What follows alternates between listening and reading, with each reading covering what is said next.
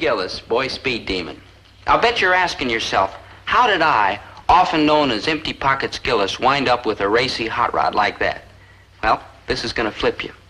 It all started with a bicycle. Maynard, your brakes. Pull on your brakes. Brakes, love brakes.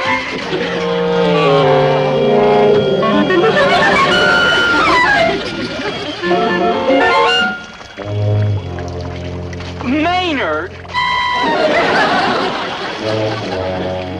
Gee, are you fellas hurt? Oh, it's nothing that tender care and loving hands won't cure. You must have been doing 30 miles an hour. Forgive us, my co-pilot has a heavy pedal foot. I think speed is absolutely the most exciting thing in the world. How dare we zip along like and that? I just adore people who are crazy about speed. Yeah, I know we shouldn't have been 30 miles an hour, my dear. It was at least 50. Really? Maybe 60. Fabulous. I'm Dobie Gillis, sometimes known as Speed. I'm Charlotte Lamar. Always known as Lovely. You're sweet. Yeah. Skipper, call the flight surgeon. He'll have to start operating. What do you think I'm doing? Operating. Insubordination. We've just met, my tiger, but already we have much in common.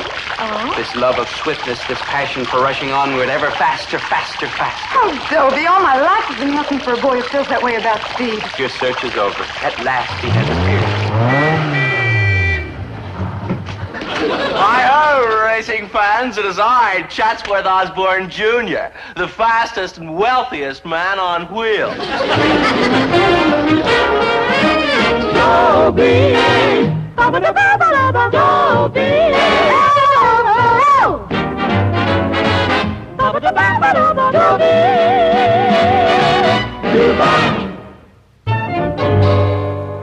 Okay, so she likes speed. Then speed's what she's gonna get. I'll dig up a racing rig that'll make Chatsworth Osborne Jr.'s little putt-putt look like the leftovers from a train wreck. You rang? Maynard, I've been thinking. Yeah, I tried it once. I fell asleep. Maynard, I thought up a plan to get Charlotte away from Chatsworth. Man, you gotta be joshing. She's like bolted to the front seat of his hot rod. She only gets out for meals and exercise. Exactly my plan. If a hot rod's so important to her, then I'm gonna get a hot rod. Okay. Who are we gonna steal it from? Steal it? No offense, good buddy, but I happen to know your father, and it's a cinch you ain't gonna buy it. Maynard, we're gonna join the Downshifters Club where Chatsworth and all those other hot rod drivers belong. I'm like scared to join a club, and vice versa. Yeah, and then we're gonna build a car like in that movie we saw last week. Grease monkey on my back? That's the one. Man, what a gasser. Man, Maynard. Ooh, those fellas into the 500-mile Indianapolis races with a car made out of an orange crate and an old washing machine engine. Ooh, and then 2 laps from the end, they run out of gas.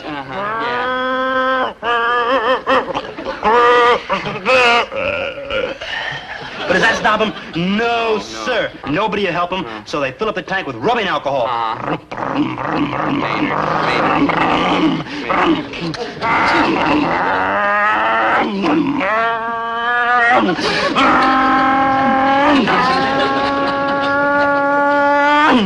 They lose the race, but they end up with the jolliest car in the whole state of Indianapolis.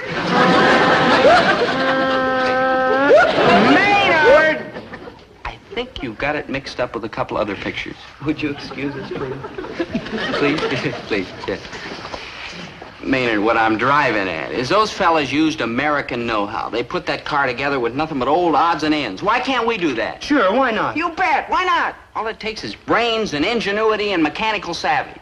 And I just answered my own question. Cheer up, good buddy. You always got me. I'm very grateful, Maynard, but look, what we need is help from somebody who's got the brains and ingenuity and mechanical savvy we're short on. Where are we going to find such a fellow? That answer your question? Zelda? She's not exactly a fellow. No, but she's 8 for hot rods. Watch this. Hello, Zelda. How good to see you. How very good. Hi, Bunny. Zelda, have you got a minute? A minute? Of course. Or a whole lifetime, Snookums. Mm-hmm. Zelda, Maynard and I were just talking about you. Dobie, you got another warning slip in penmanship. Well, yeah, but that's not what I want to talk to you about. I do good in penmanship. They can't read my writing, so they don't know I'm the one they want to flunk. Zelda, if you could have anything in the world, what would you want the most? I've told you 1,000 times, Dobie. It's you. You. Which my father says is an example of my limited horizons. Thank you, Zelda, but I mean next to that. You mean That's right. A hot rod. No. We want you to work on one with us. No, don't even mention them. It hurts too much. Oh, it's what you were born for, Zelda. You're a mechanical genius. If you'd lived 5,000 years ago, you'd have invented the wheel. Dobie, you are mean and cruel and rotten to even mention them. You know how I flip over hot rods? Zelda. My father will kill me if he ever finds me near a grease pit again. What is he, some kind of a nut or something? He won't even let me join the Downshifters Club. Oh? And you know, they offered me an honorary life membership in appreciation of my invention of a new fuel induction system. Oh, well, we're joining the club, Zelda. You can work with us. It's out of the question. Very well. What must be, must be. But it seems a pity. We could have had such good times working together, shoulder to shoulder, hubcap to hubcap, perhaps even sharing the same lubrication rack. When do I start? Zelda, you're 100%. You're like a real human being. Tell me just one thing. Anything, my pet. Who's the girl? Girl? Oh, what girl? Do you know any girls, Maynard? None that'll talk to me. No. You know who I mean, Dobie. The girl who's making you do this. Yesterday, you wouldn't have known a hot rod if it came up and sat in your lap. Now you're all of a sudden crazy to have one. I tell you, Dobie, there's a girl in this someplace. Oh, Zelda, you've discovered my secret. It's you. You're the girl. Oh, come off it, Dobie. Yeah, come off it, Dobie. Maynard, you're supposed to be on my side. Oh, Zelda, I'll admit I've been fickle and flighty on occasion, but don't I always come back to you? And that's the way it better be, lover boy. The only other pretty hit I expect to find in this operation will be on a hot 8-cylinder engine. Get it? Good. All right. Step number 1, getting Zelda to agree, was out of the way. Next, step number 2, getting my father to agree. Now that I think about it, getting my father to agree is really steps number 2 through around 30 or 40. Of course I agree. I agree 100%. You do? Certainly I agree. I agree that of all the lame brain notions you ever tried to clip me with, this one about joining up with some tribe of screwball, hot rod, unbolted nuts is way out in front as the lame brainiest. Now, Herbert. Oh, don't now Herbert me. If I had all the money now Herbert has cost me in the past 17 years, I could be retired and laying on the beach at Acapulco with a marimba band playing for my sun-burning pleasure. Dad, you're getting upset. How do you know? Who squealed? Who's the rat? I don't altogether agree with your father's reasoning, but he is right. I don't want my baby mixed up with these drugged strips and hot roots. Mom, that's drag strips and hot rods. I don't care what they're called. I'm against them. They're dangerous. I saw one of those hot rods the other day, and it was so stripped down it looked like a four-seated carburetor with tail lights. Well, at least come over to the downshifters and look around. We could certainly do that, couldn't we, Herbert? Get your father's coat, dear.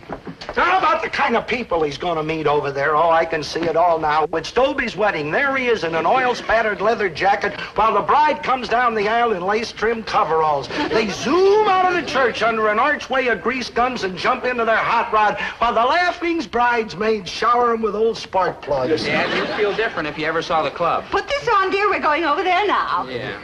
Where do you intend to spend your honeymoon? On the straightaway at Bonneville Salt We have to Flats? shut up the store anyway. Come on, Herbert. If he's so bugged about fixing cars, why doesn't he do something about my truck? It's untouched by human hands since 1941. Herbert Gillis, you haven't heard a word I said. Yes, I have. We're going over to that hot rod clam bake.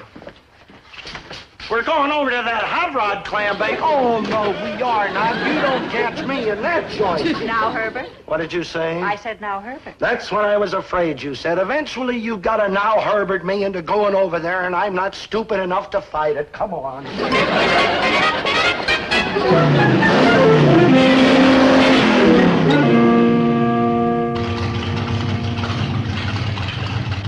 Well, that's it.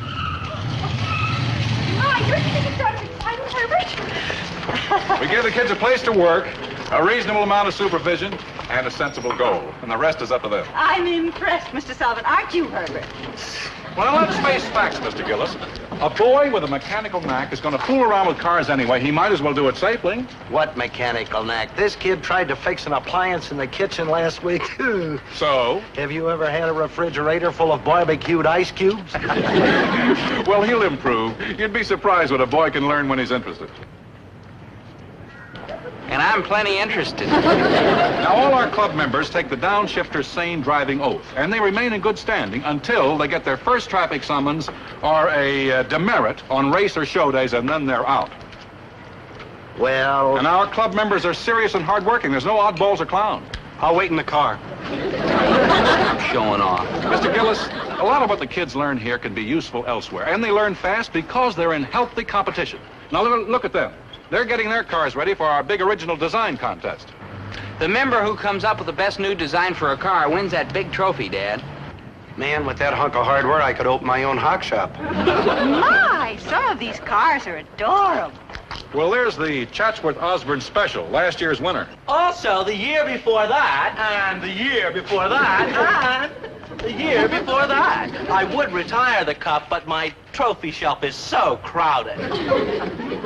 Son, do you think you can beat that Chatsworth Osborne Jr., and I've got a scheme that's guaranteed to win. Yeah, it's called Zelda Gilroy. Okay, then you got my permission. And don't let nothing stop you. The entrance fee is $25. You have just been stopped. No, I'm not even gonna let that stop you. Here.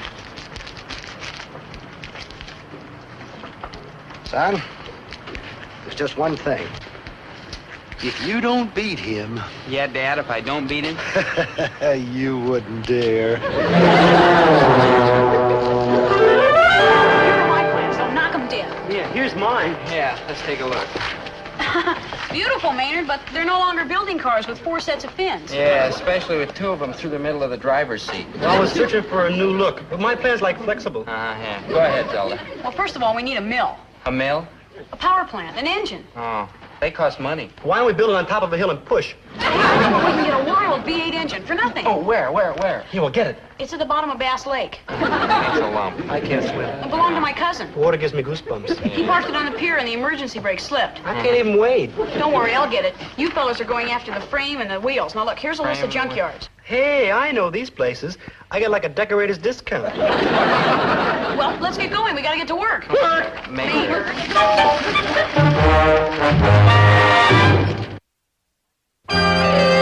If I didn't learn anything, I learned one thing from this experience. A car's more than just a rag, a bone, and a hank of hair. I mean, to make the doggone things work, you've got to start from the bottom and build, build, build. Boy, do you have to build.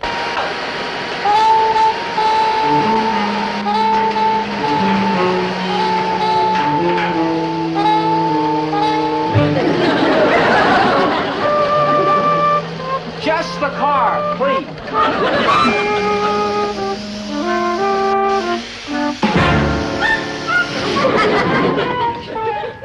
Just the car, please, Maynard. Man, I wish we had an engine. Yeah. So I'm poop. So am I, Maynard. But it's worth it. Good, hard, solid, honest work. Maynard, cut that out. Hello, Dobie. Hi, Charlotte. I hear you're building a car. How fascinating. Yeah. So, Dobie, you are the newest member of the Downshifters Club. That's right, Chatsworth. And I'm going to win that original design trophy. I'm going to beat you or anybody else who stands in my way. Well, how gloriously democratic. That's the spirit that made this country what it is today. The hope for greatness, no matter how lowly the circumstances of birth and breeding. Chatsworth, if we knew what that meant, we'd be mad. May the better man win, Gillis, baby. And after I do, I shall be becomingly modest, or as we put it, Osborne-ish. Shall we wait till lunch at the club, dear child? Please, that Chatsworth Osborne Jr. One of these days he's going to get his. His what? I don't know, but when I figure it out, he's sure going to Get it, yeah. Well, team, it was a tough struggle, but I got our engine in 14 feet of water. That's our engine? Oh, it'll look better when we unpack it from that crazy-looking Excelsior. Maynard, that's seaweed. No kidding? Yeah. She's right, good buddy. Excelsior's like saltier. Yeah. Zelda, do you think it'll run? Well, if I didn't catch the bends diving for it, we'll soon find out.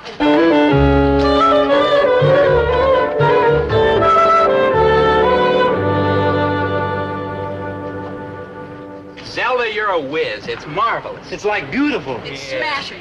Will it run? Killjoy. Don't let him ruffle you, Poopsie. It'll run. You're sure? You have my word as a lady, and as a brilliant, attractive mechanical genius. I confess its appearance is passably chic, Gillis, baby. But a car without a perfectly working engine is rather like a human being without a brain. No offense, Maynard. Go swallow a stock or bomb, Chatsworth. Maynard, that's Bond, but you've got the right idea. Let's start her up, Zelda. Okay. Contact, everybody stand back, like clear the decks, but take it off, like gangers! Calm down.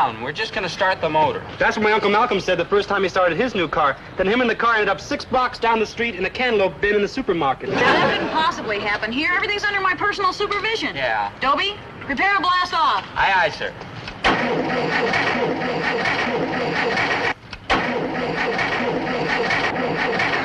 Keep out of my poor ways. I well remember my own early struggles when I was just a raw kid from the right side of the tracks. Good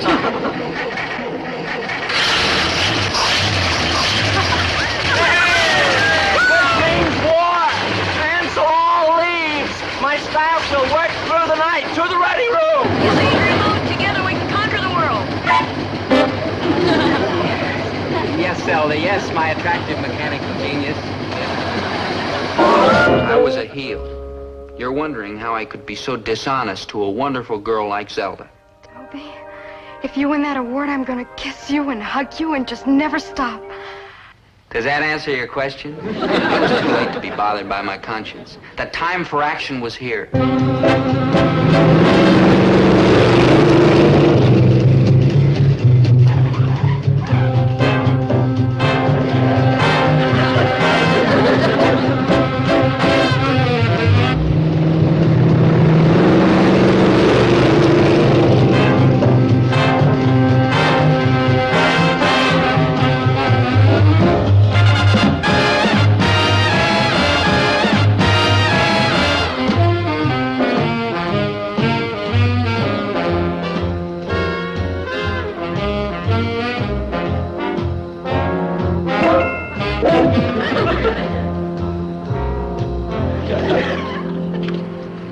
Your attention, please. Your attention. We have completed the preliminary judging and the time trials. And the finalists in the original design contest for the Downshifters Trophy are the cars designed by Mr. Chatsworth Osborne Jr. Here, here. and Mr. Dobie Gillis. The windshield. And T. Now, the judges will now give these two entries their final inspection. Now, at my signal, will the drivers please start their engines so we may see them in action? Mr. Osborne, we will check your entry first. Gentlemen, may I call your attention to the handmade, platinum-plated cylinder heads? Chrome plating is becoming so passé, don't you agree? I'm worried, Maynard. Chatsworth's cars are real beauty. Just relax, Dobie. Hey, let's sneak over there and hack it up with an ice pick a little. Him too. Maynard, if we win, it's not going to be by cheating. Why not? There are too many people around and we'd get caught. Yeah. Dobie. Ah, Charlotte, your loveliness makes the beauty of my car pale into nothingness. Dobie, I'm so sure you're going to win. You have inspired me to these heights, my sweet. Don't. After my victory, what say we go over to the malt shop and drink exotic sodas out of my trophy? Fabulous. Don't. Maynard, please. All the ingenuity and brain power that went into this magnificent piece of machinery was for you, my love. Keep that thought. See you later, my champion. Yes, yes. Farewell, my inspiration. Oh, she's exquisite. Yeah, and she's mad. What? Zelda! Zelda! Look, Zelda. Zelda, look. Now cut that out. What? Zelda? Hold this. What are you doing, Zelda? Zelda, you can't. Dobie, I can. Good buddy, she did. He's right.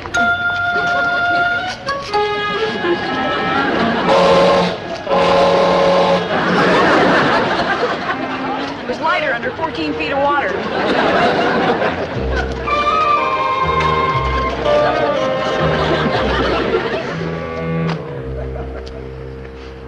Hey, Dobe, I got an idea. What? Let's cut out, like, instantly. Bad thinking. I got, like, another idea. What? Here. Maynard. Oh, yeah, good. Yeah. Good. Yeah, fine. Now, what if they ask us to start the motor? Uh-huh. Then, What? you're like dead. Maynard. Well.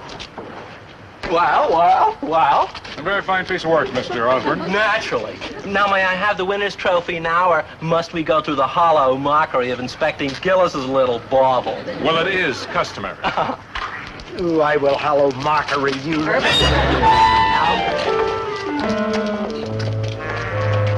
Mr. Gillis, will will you start your engine, please? Yeah, Mr. Sullivan, would you repeat that question? Well, I asked if you would please start the motor. Oh, yeah. Is there any chance we could call this game on account of rain? Don't be scared, boy. You come from a long line of winners. Look at me. Get behind that wheel and start your engine. Yes, sir. Say, would you believe me if I said I get car sick? The engine. You wouldn't believe me. No, I didn't think so. No.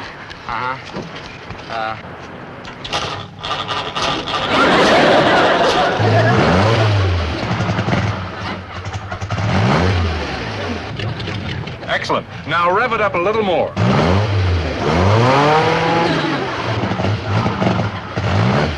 How very odd. There doesn't seem to be any exhaust.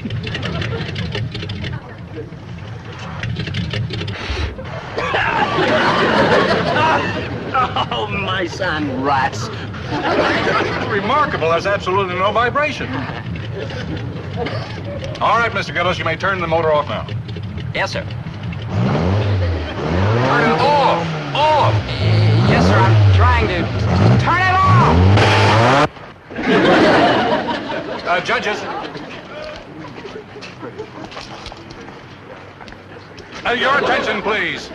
The judges, after careful study of the two final entries, have decided that the winner is Mr. Dobie Gillis. Hey, that's my boy! Yeah, you see? Yeah! Friends, I'm deeply honored by this great tribute. At such a time, I can only say thanks. I owe my success to careful planning, to Yankee ingenuity, and above all to the courage, loyalty, and determination of my engine.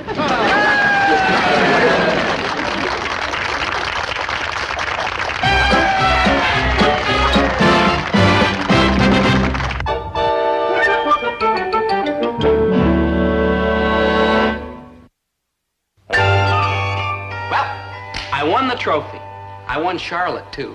Every day I took her out riding in my car, and brother, it was the end. Where did I get a motor for the car? Zelda gave it back to me. She's all heart, that Zelda. Sweet, noble, decent, self-sacrificing. Me, on the other hand, well, I'm kind of let me put it to you this way. I'm a rat. Well, where shall we speed today, my swift dove? I don't want to hurt your feelings, Dobie, but I'm getting kind of bored with this rod. It's not fast enough. Oh, it can outrace any car in the Downshifters Club. But it doesn't compare with a boat. Skimming like the wind across the water is my idea of heaven. Ooh. Oh, maybe so, but who can afford anything like that?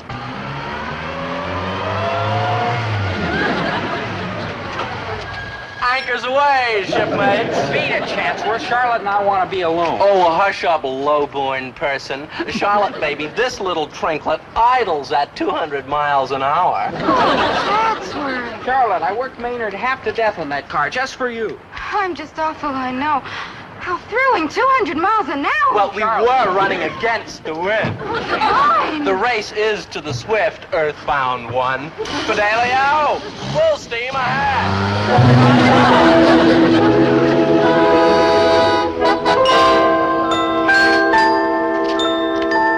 Hi, Dobie. Where's Charlotte? Never mind. She dumped you, huh? She did not. It was, sort of... She dumped you. She dumped. Don't fight it, Poopsie. It'll always be you and me. And you won't regret it because I am brilliant. Also beautiful and desirable. Skimming like the wind across the water is my idea of heaven. Ooh la la. That's true, Zelda. You are brilliant. And beautiful and desirable. And desirable, yeah. Tell me, Zelda, do you know anything about, speedboats? Speedboats? You know, it's funny you should ask, Sniffins. Oh? It's my next field to conquer. No. Yeah, you see...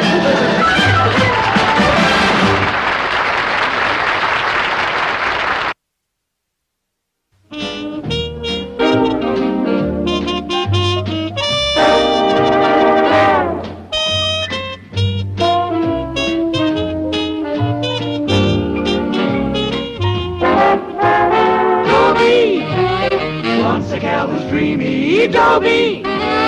Wants a gal who's creamy, Dobie. Wants a gal to call his own.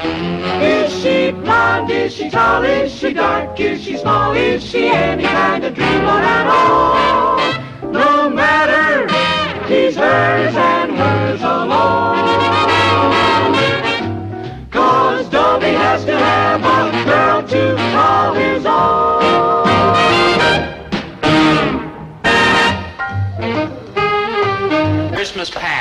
am the ghost of Christmas future. Christmas? Bah! Humbug! Scrooge, you cannot turn your back on your fellow man. You will die lonely and friendless and miserable unless you learn the error of your ways. Oh, perish for bed spirits, not that.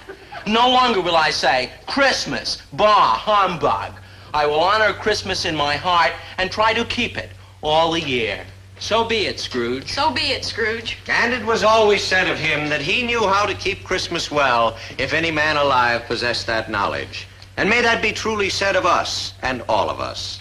And so, as Tiny Tim observed, God bless us, everyone. That, my young gluttons for punishment, was Charles Dickens' A Christmas Carol. Forgive us, Charlie. Thank you, students. You may be seated. You were, interesting. Yes, I was rather, wasn't I? Class, as you have seen, Dickens ingeniously employs ghostly spirits to show Ebenezer Scrooge just how lonely his future Christmases will be unless he changes his ways. Now tell me, how would you describe the character Scrooge at the beginning of the story? A pitiful creature. A wretched clod. A miserable wreck. You rang? Dobie!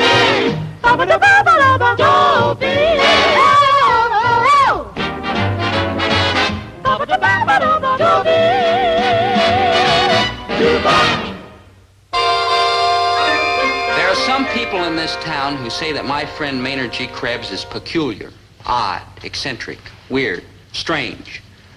I'm one of those people. But there's a difference. You see, I love Maynard, and I never laugh at him. I cry at him pretty often, but laugh? No. I'm almost ready for class, Mr. Pomfret, sir. Fine, but we have a problem. Class was dismissed 10 minutes ago. Somewhere between the second muffler and the Mackinaw.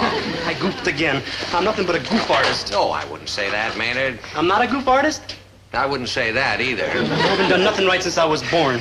Oh, now, Maynard. No, I didn't even do that right. I was supposed to be a girl. Maynard. For 2 years, my father called me Sylvia. Maynard! I don't even like the name. Elspeth, maybe? Or Gwyneth? But Maynard, Sylvia? please! Even Felicia would be... Maynard! Enough, enough. Now, look, Maynard, my boy. Has it ever occurred to you that perhaps you're trying too hard to please everybody by being a clown, a Pagliacci? Polly who? Pagliacci. He was a character in a...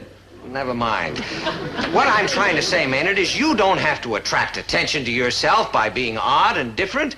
Why not just try to be one of the gang? How could I do that, Mr. Pomfret, sir? I mean, they go out on dates, and they go to dances, and they throw parties and like that. I couldn't do none of them things. Who said you can't? Me, I just said it. Didn't you hear me? Maynard, I mean, what's to prevent you from, say, giving a party, inviting your friends over, giving them some refreshments? Show them that you, Maynard G. Krebs, are just as good as the next fellow. Me? Maynard G. Krebs throw a party? Yeah, I could do it. Oh, a swinging Christmas party with popcorn and a tree and like deck the halls and bobbing for apples and setting off firecrackers and... Firecrackers? For Christmas? Yeah, that's Halloween. I'm gonna do it, Mr. Pomfret, sir. I'm gonna throw the swingingest bash Central High School has ever saw. Now, just a minute, Chatsworth. Just a darn minute. What makes you so sure I want to come to your party? Oh, you'll be there, Gillis, baby. Just wait till I bewitch you with a list of entertainers. Oh, sure. I bet you're going to have Peggy Lee, Tommy Sands, Dinah Shore, and Frank Sinatra singing a quartet with background music by Thelonious Monk and the Kingston Trio. They're for the intermission show. Now guess who we're having for the main entertainment? Never mind. You know, we aristocratic Osborns traditionally rub elbows with the peasantry once each year at this sort of outing. Something to do with democracy or some such. Ho, ho, ho, Gillis, baby. See you Christmas Eve. And as for a present, don't bother to bring anything inexpensive. On, Rudolph. Oh, that Chatsworth Osborne Jr. makes me so mad. Mad schmad. We're going to his party, and don't argue. Zelda, you gotta be joshing. Who wants to spend Christmas Eve with a bunch of conceited characters who run around with their noses up in the air? The noses may be in the air, Dobie, but they're important noses, and you need them. I need their noses? Let's face facts, Poopsie. Yeah, pray let's. You, my sweet, lovable, warm-hearted, incompetent fumble fingers, are in trouble. Oh, now hold on, Quiet, Zelda. boy, I'm saving you from the soup kitchens. Look, Dobie, physically, you're almost 18 years old, an adult. But mentally, you're still in diapers. No, now listen, Zelda. Silence. Are you a scholar? No. Are you a businessman? No. Are you talented? No. Are you ever going to be a whopping success? No. Yes. Yes? Yes, because you have one hidden quality. People like you. They do? I do, and I'm highly perceptive. Together we will turn Dobie Gillis, the formless blob of mediocrity, into Dobie Gillis, the whopping success. We'll cash in on your one worthwhile quality and keep you off the dole. How, Zelda, how? By putting you in with the proper people, important people, influential people, people who will like you and who will shove you up the ladder of achievement. Oh, go, Zelda, go. Look, the Osborns mix only with the highest type people, ambassadors, millionaires, tycoons, and you're going to dive right smack into the mixture. Oh, I will. Stick with me and we'll make beautiful music together, Poopsie. Zelda, now cut that out. No, even that isn't going to keep me away from Chatsworth's Christmas Eve party. Nothing's going to keep me away. Nothing. Hey, Dobe, guess who's throwing a party on Christmas Eve? We already heard about it. Chatsworth Osborne Jr. No, Maynard G. Krebs. You, Maynard? Sure, how many Maynard G. Krebses do you know? On Christmas Eve? Sure, yeah, I'm through being a clown of Pagliaccio. I'm gonna put the wildest wingding any garage in this town has ever saw. In a garage? Yeah, I talked to my father. It's the only part of the house he'll let me have. Well, what's like going with a party in a garage? We can string like popcorn on the grease rack and colored lights and the oil cans and lots of yaks, huh? Maynard. And I'll drag down my record player, and I already spent my allowance for the next year and a half on food and soda pop and stuff like that. But what's money? Maynard. And I invite a lot of kids I like and some I don't like, but on Christmas Eve it ain't nice to hate nobody. Zelda? You gotta tell them. Maynard, I can't come to your party.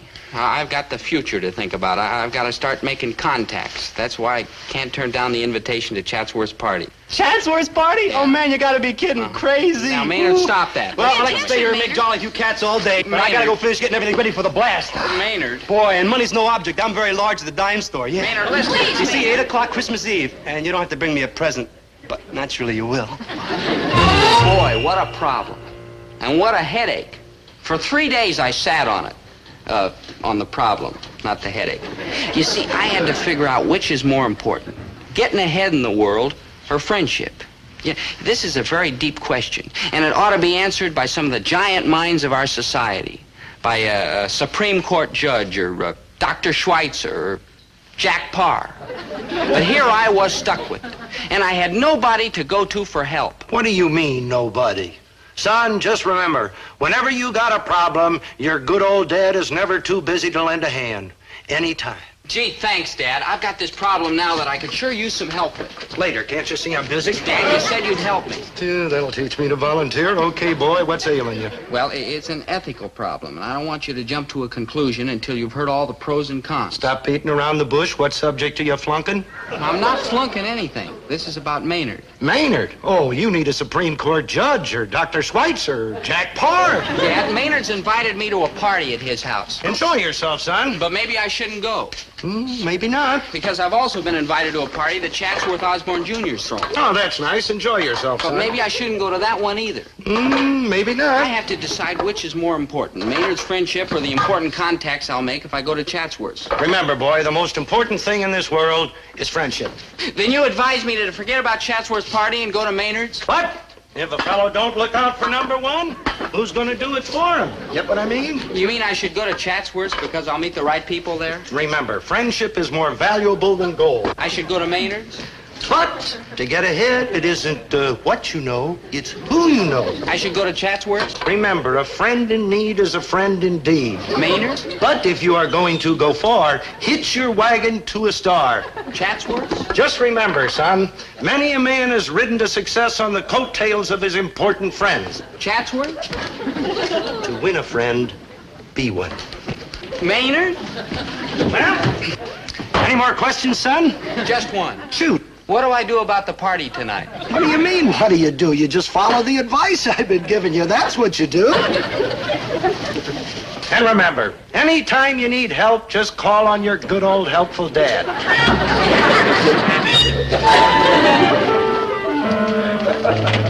Hello, Dobie. Oh, hi, Mom. Dear, I know you were worried about something. Did your father help you answer your problem? I'm not sure, but there must have been an answer buried in there someplace. I'm going upstairs and lie down a while before the party.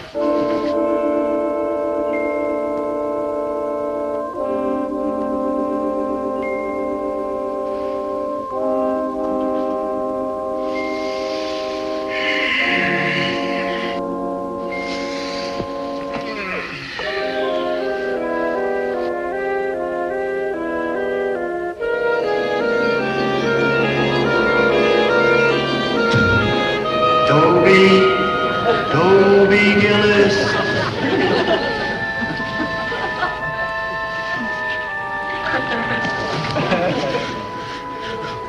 Who are you? I'm not a who.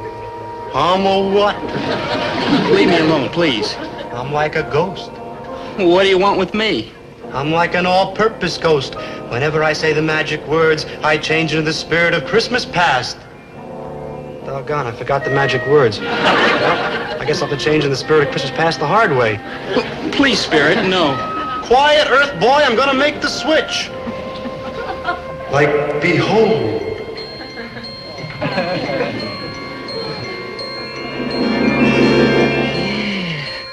Yeah, I remember that Christmas past. We were about 4 years old. Maynard had just flunked out of nursery school for the 3rd time.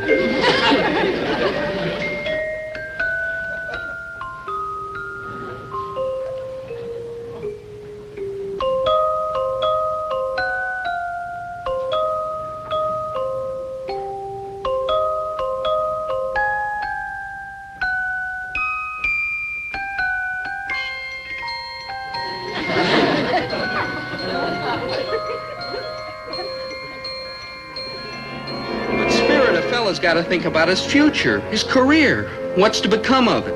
He's also got to think about what's going to become of his good buddy. And when his good buddy is Maynard G. Krebs, man, that takes a lot of thinking. But, Spirit, can't I forget about him? Forget your good buddy?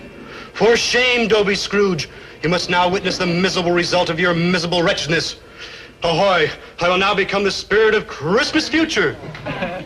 Hey, I remembered the magic words. Abba-dabba-doo-doo, this'll suit ya. I'm now the spirit of Christmas future.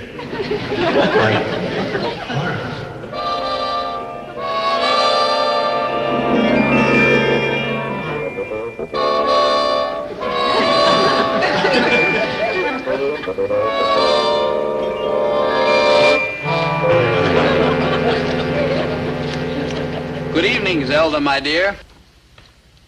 Good evening, Zelda, my dear.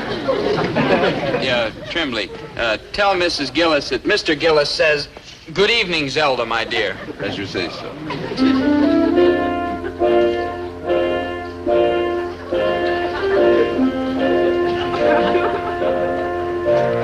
Good evening, Zelda, my dear. Oh, hi, Poopsie.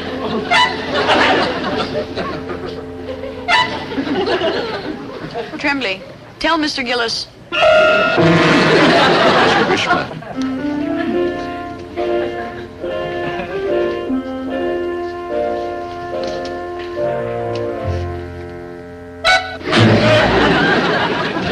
Now cut that out!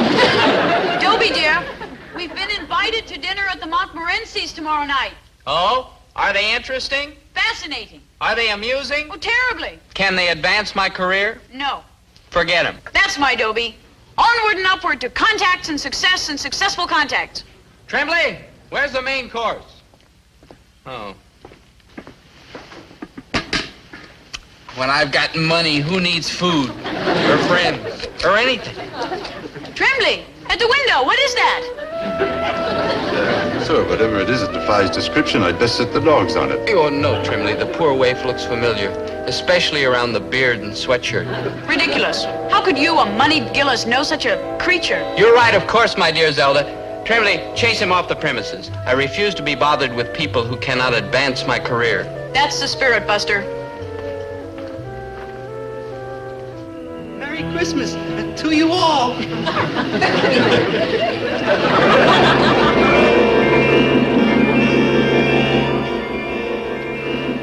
Maynard, come back. Maynard, I didn't mean to snub you. Maynard. Oh, Mom. Dobie, what is it, Dobie?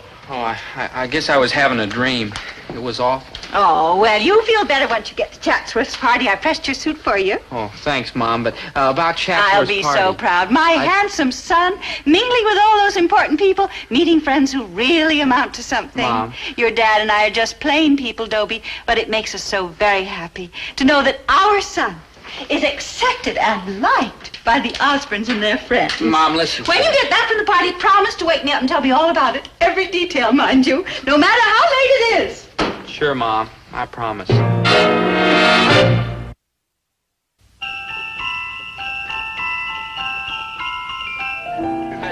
Ah, the fair, Zelda, and Dobie do. Yeah, Zelda thought it'd be rather an amusing little lark. Oh, mon cher Dobie, I scarcely think amusing is the proper word to describe an Osborne party. Oh, jazzy? Please. Jolly? Well, hardly. Sporty? Try expensive. Expensive? That's the word. And just par exemple, voila. Boy, that's sure a lot of walla. Man, I hope this isn't too fancy. I don't look like no show-off. No, Maynard. You must be the perfect mine host. Save the popcorn for your hungry good buddies. Boy, they'll be like clomping in here any minute now.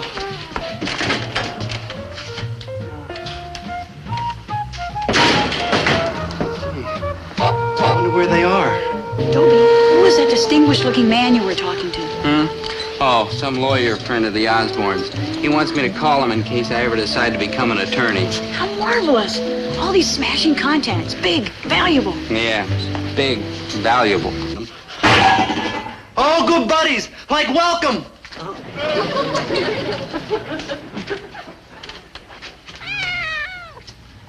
Oh, like, hi. Hey, Merry Christmas, Cat. No offense, but you better leave, because my good friends are going to be here any second. No, don't go, Cat. It's like lonesome here all alone. But I'm absolutely positively, definitely positive my good friends are like unavoidably detained. Probably. So we'll wait here together, huh, Cat? Atta, Cat. Happy Yuletide, Cat.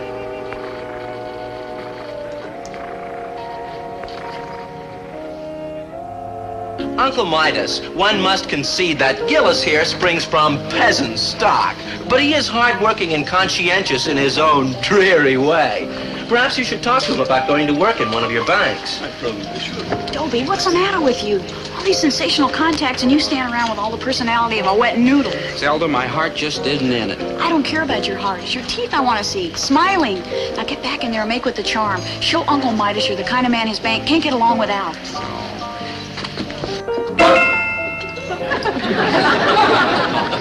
Let me out of here. Let me out. Let me out. Don't be afraid. Uncle Midas is no different from any other fabulously wealthy tycoon. Zelda, can't you see that...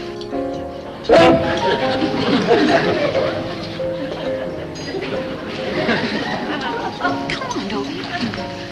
Meanwhile, you and me, Cat, we'll celebrate Christmas. Like Hamburg? Dobie, snap out of it. Now look, that fellow over there talking to Chatsworth, his father is the plastic lamination king. Oh, boy. Shape up, boy. We're going to meet him. Merry Christmas. There. You gotta be kidding. Dobie, have you slipped your trolley altogether? Come on.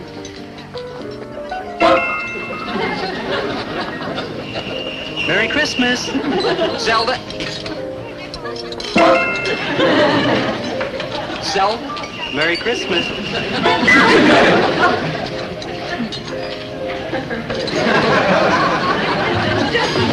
Gillis. Christmas.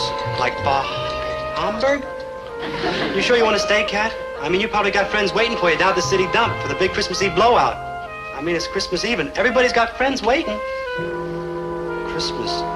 Like Himbug? Dobie, speak to me, Poopsie.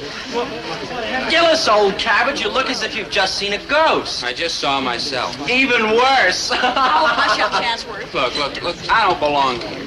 Sure, this party's a big smash and we're all having a gay old time, but there's somebody missing. A friend of ours. A fella who always goes out of his way to help, who'd give you the sweatshirt off his back if you ask for it. He's waiting for us right now, but we let him down. He's waiting for the people he thought he could call his friends, us. He's waiting for his best friend, me, because I let him down worse than anybody. Look, I don't know about the rest of you, but Christmas Eve isn't only caviar and fancy decorations and truffles and like that. It's a night you ought to spend with your friends. And that's where I'm going right now. To my friend's party, if he'll still call me his friend. Dobie, wait! No, Zelda, my mind's made up. I'm going with you, you idiot. I had no right to try and make you dump poor Maynard. Oh, Zelda, I love you. You hurt him! You hurt! You hurt! You're witnesses! Zelda! You hurt him! Everybody, don't forget! Zelda! Don't forget this night! Zelda!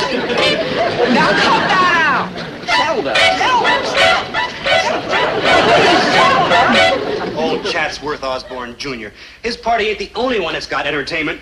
We got it, too. George Shearing, Hank Mancini, Dizzy Gillespie. Goodbye, old Diz. Well, those are the breaks. Hey! Hey, did you hear that, Cat? I dropped the platter, so I said those. Nothing. Yeah, you're right. It's like Grimmy.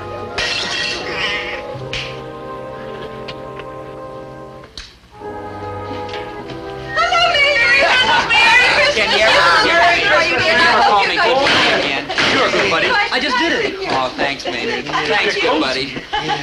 Hey, let's start on the food. I'm starving. Oh, well, we got some popcorn, sort of soggy, and some peanuts, kind of stale, and hot dogs with icicles. Name your choice. Well, on second thought, I better not. I always eat too much during the holidays anyway, Maynard. The only thing missing is the entertainment. I understand the Osborns are planning to put on quite a show. Oh, yes? Well, it just happens that we have entertainment, We too. have? Nothing but the best. Oh. Dobie, Oh, sing. gee, And you better just sing. Here, honey, you play the guitar. Yes. I don't know, Dad. Your singing lesson set me back $24. Now sing, boy. And sing loud. I want to get my money's worth. I pass your house every day. I pass your house and I pray. I pray that you still love me true. Love me as I love you. I pass your house every night. I see your silhouette in the light. I pray my love will see you through till I'm again with you.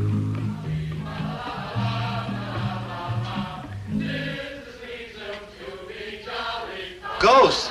Pretty noisy ones. I can't hear my $24 worth of singing lessons. Hey, you out there. Quiet!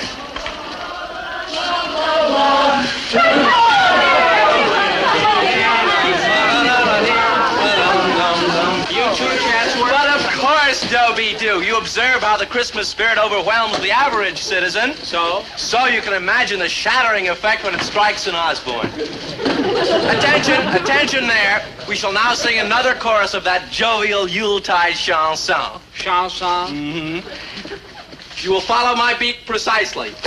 Decked all with boughs of holly, fa la la la la la la. 'Tis the season to be jolly, fa la la la la la la la. Don we now our gay apparel, fa la la la la la la.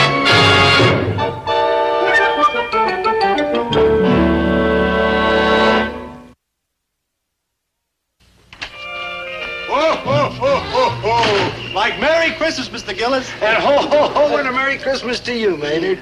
Oh, and a very Merry Christmas to you, good buddy. The same to you, Maynard. Always. Dinner's ready. Come and get it. Nobody can roast a turkey like you, Winnie. Maynard, you stay and have dinner with us, won't you? You talked me into it, Mrs. G. Yeah, come on, Maynard. Boys, aren't you coming? You better start without us, Mom. I'm waiting for my best buddy.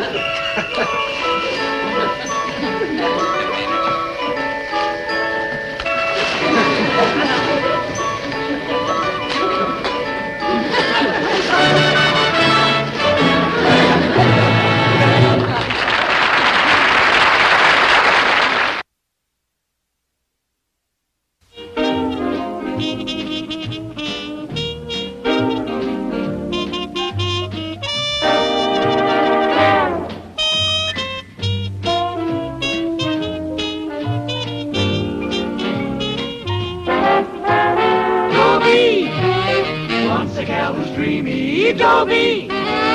Wants a gal who's creamy, Dobie. Wants a gal to call his own. Is she tall? Is she dark? Is she small? Is she any kind of dreamer at all? No matter, he's hers and hers alone. 'Cause Dobie has to have a girl to call his own.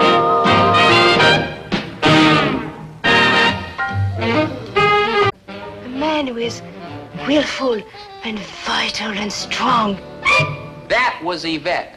Kind of a spooky girl, huh? And way off the beam. I mean, the kind of rough, tough, rock-headed man she's talking about just doesn't exist anymore. Except in horror movies. For 23 years, I've been an independent grocer, and for 23 years, those crumb bums have been robbing me. There's only one way to treat lowlifes like that. Kick them out in the street, rough them up, knock a few teeth out. That was my father. A simple, gentle, home-loving, outspoken man. Now, what's he got to do with that French crepe Suzette? Good question. And if you're looking for a good answer... I myself prefer the man who treats me rough, who yell at me, who treats me like the beast of the jungle treat his mate. Winnie, I am telling you that this is a dog-eat-dog world. The only people who die are people who act like tigers.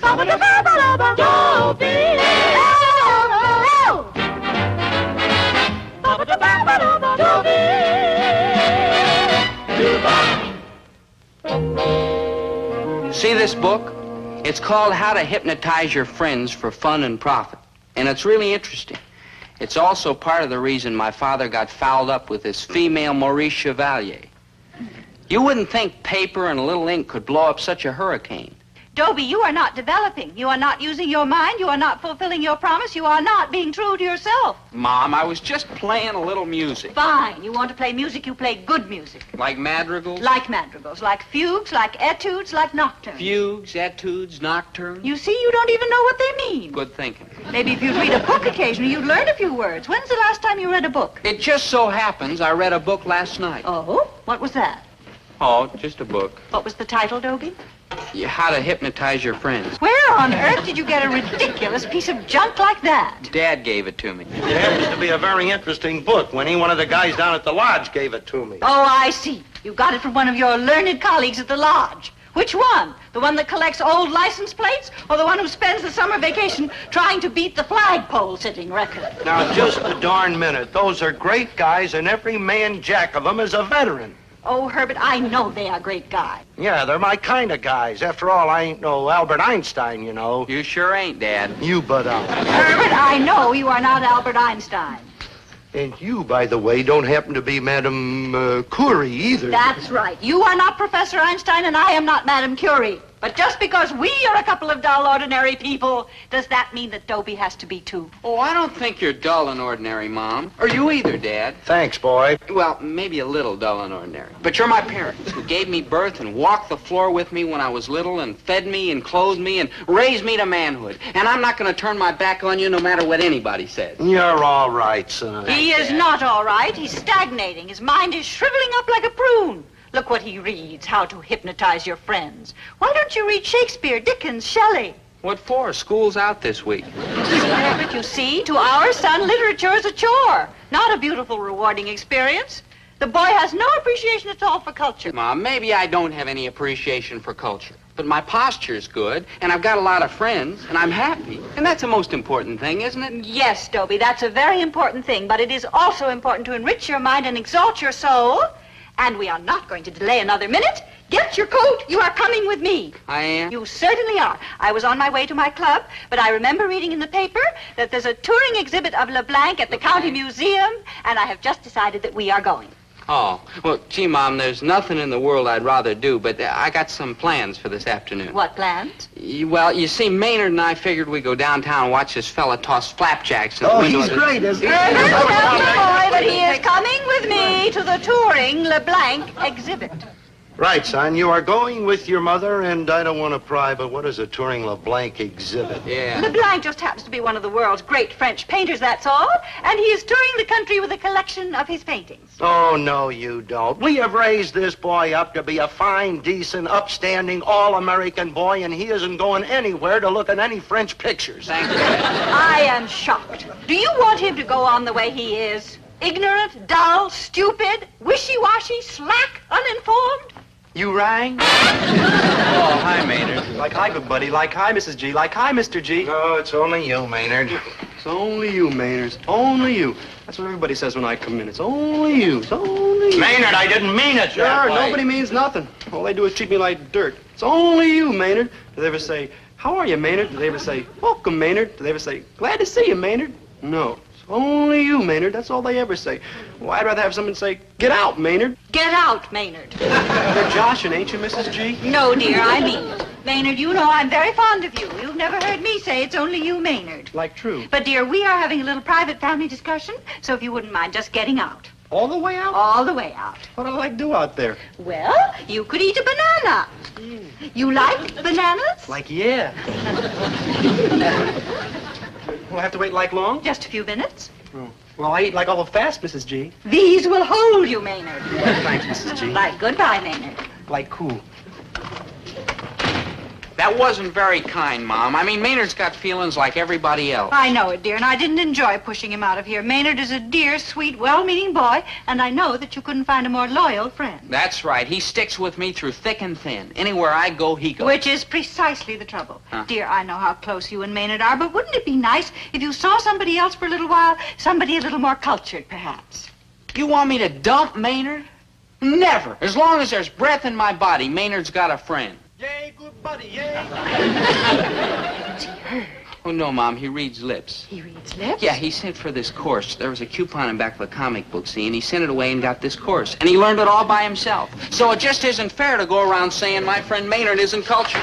Come on, Maynard. On the way to the Flapjacks, we can stop off at the gas station and watch him wash cars. Oh, dear, I didn't mean to upset Dobie. I don't want him to give up, Maynard. I only want him to find some friends who are interested in literature, art, and music. What did people like that they want with Dobie? Somewhere, somehow, Dobie has got to find a cultured friend. He's got to, that's all. He's just got to. Where are you going? To the LeBlanc exhibit. At least one member of this family is going to sop up some culture. And I shall try to pass it on to your son. Well, have fun. Herbert, I have a wonderful idea. Why don't you come with me?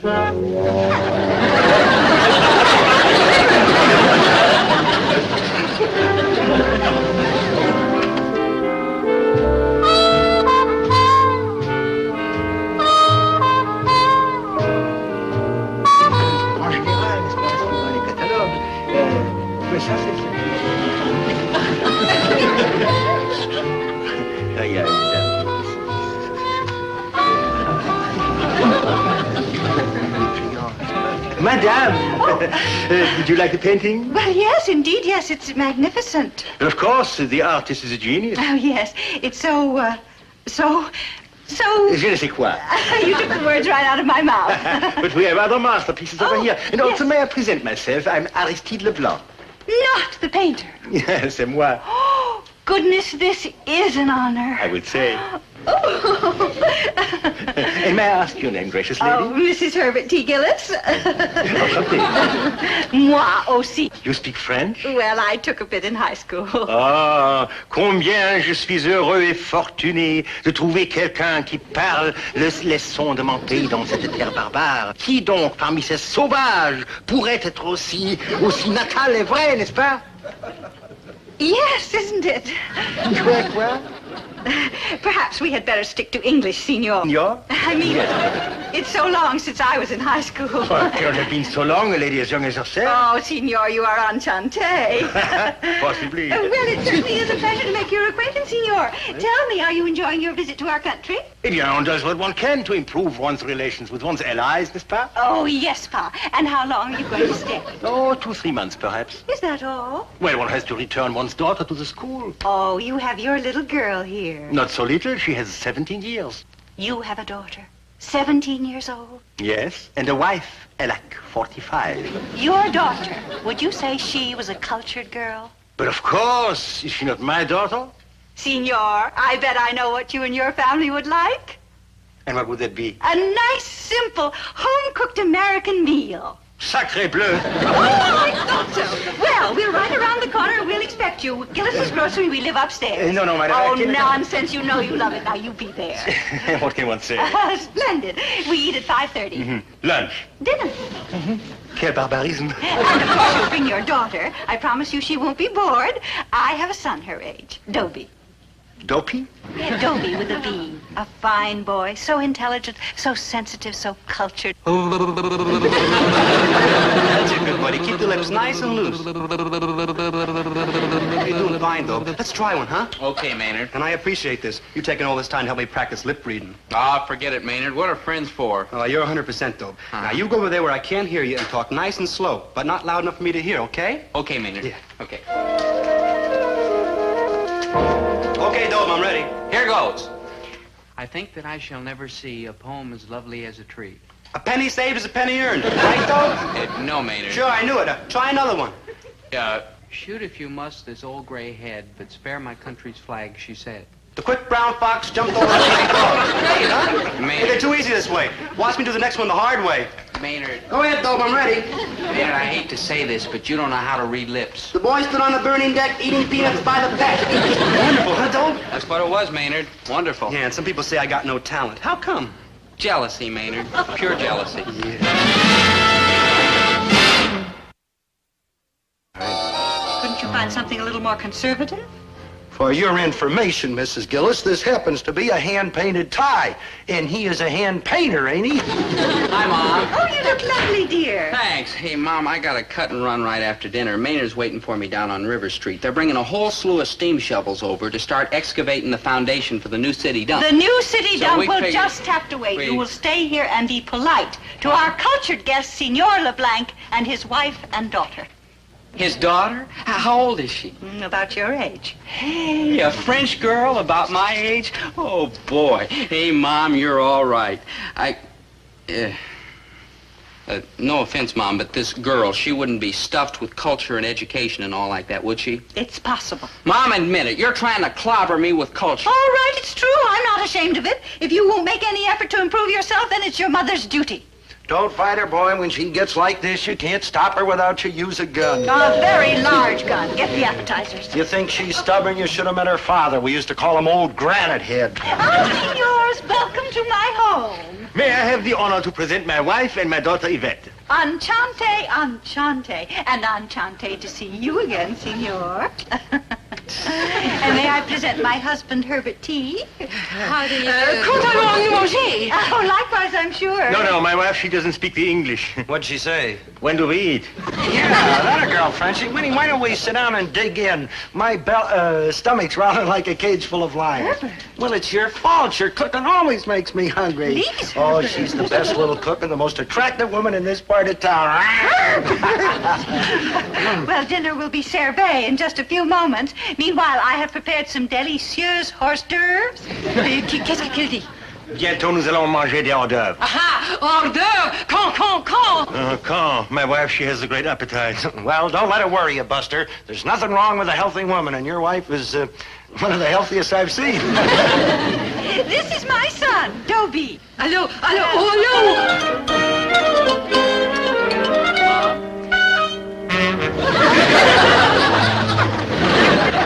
Mom? Well, dear, give Madame some appetizers. Oh, yeah. By the way, I understand that you're a painter. Mm-hmm. Well, it's quite a coincidence. My father was a painter, too. Oh. And a paper hanger. Well, shall we sit down?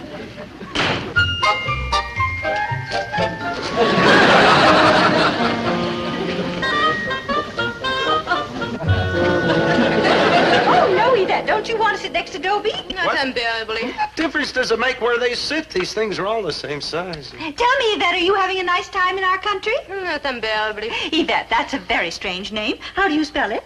Y-V-E-T-T-E. Oh, that's Yvette. That is Yvette, you species of a goat. She has high spirits, the little one. Yes, I can see that, Dobie, dear. Pass the hors Oh, yeah, d'oeuvres. Mom. Well, tell me, Yvette, are you looking forward to going back to school? Huh, the school is for the children. You don't like school? It is the waste of time. What would you do if you didn't go to school? One thinks, one involves the philosophy, and then one writes. Really? You write? How marvelous. She's had 3 poems published in the Despair Quarterly. My second triumph of a novel is to appear next month. It is entitled Love is a Broken Gas Main. And you're only 17. If one does not have it by the time one is 17, then there can be little hope, can there? Yvette, why don't you and Dobie go for a walk after dinner? He's terribly interested in literature. This Dobie? Me? I wish you would. You could have a nice talk about literature and books and plays and everything. Oh, I think not, thank you. Oh, you'd love it, dear. You and Dobie have so much in common. Oh, some other time. I wish you would. I wish you would, because if you keep arguing, she'll keep arguing, and we'll never get to eat. Oh, very well. Splendid. Goodness, dinner must be about ready. Now, if everybody will sit right down, I will bring the pot roast. Qu'est-ce que tu dis? Le dîner est prêt, on va manger ce fameux pot roast. Oh, le pot roast! Look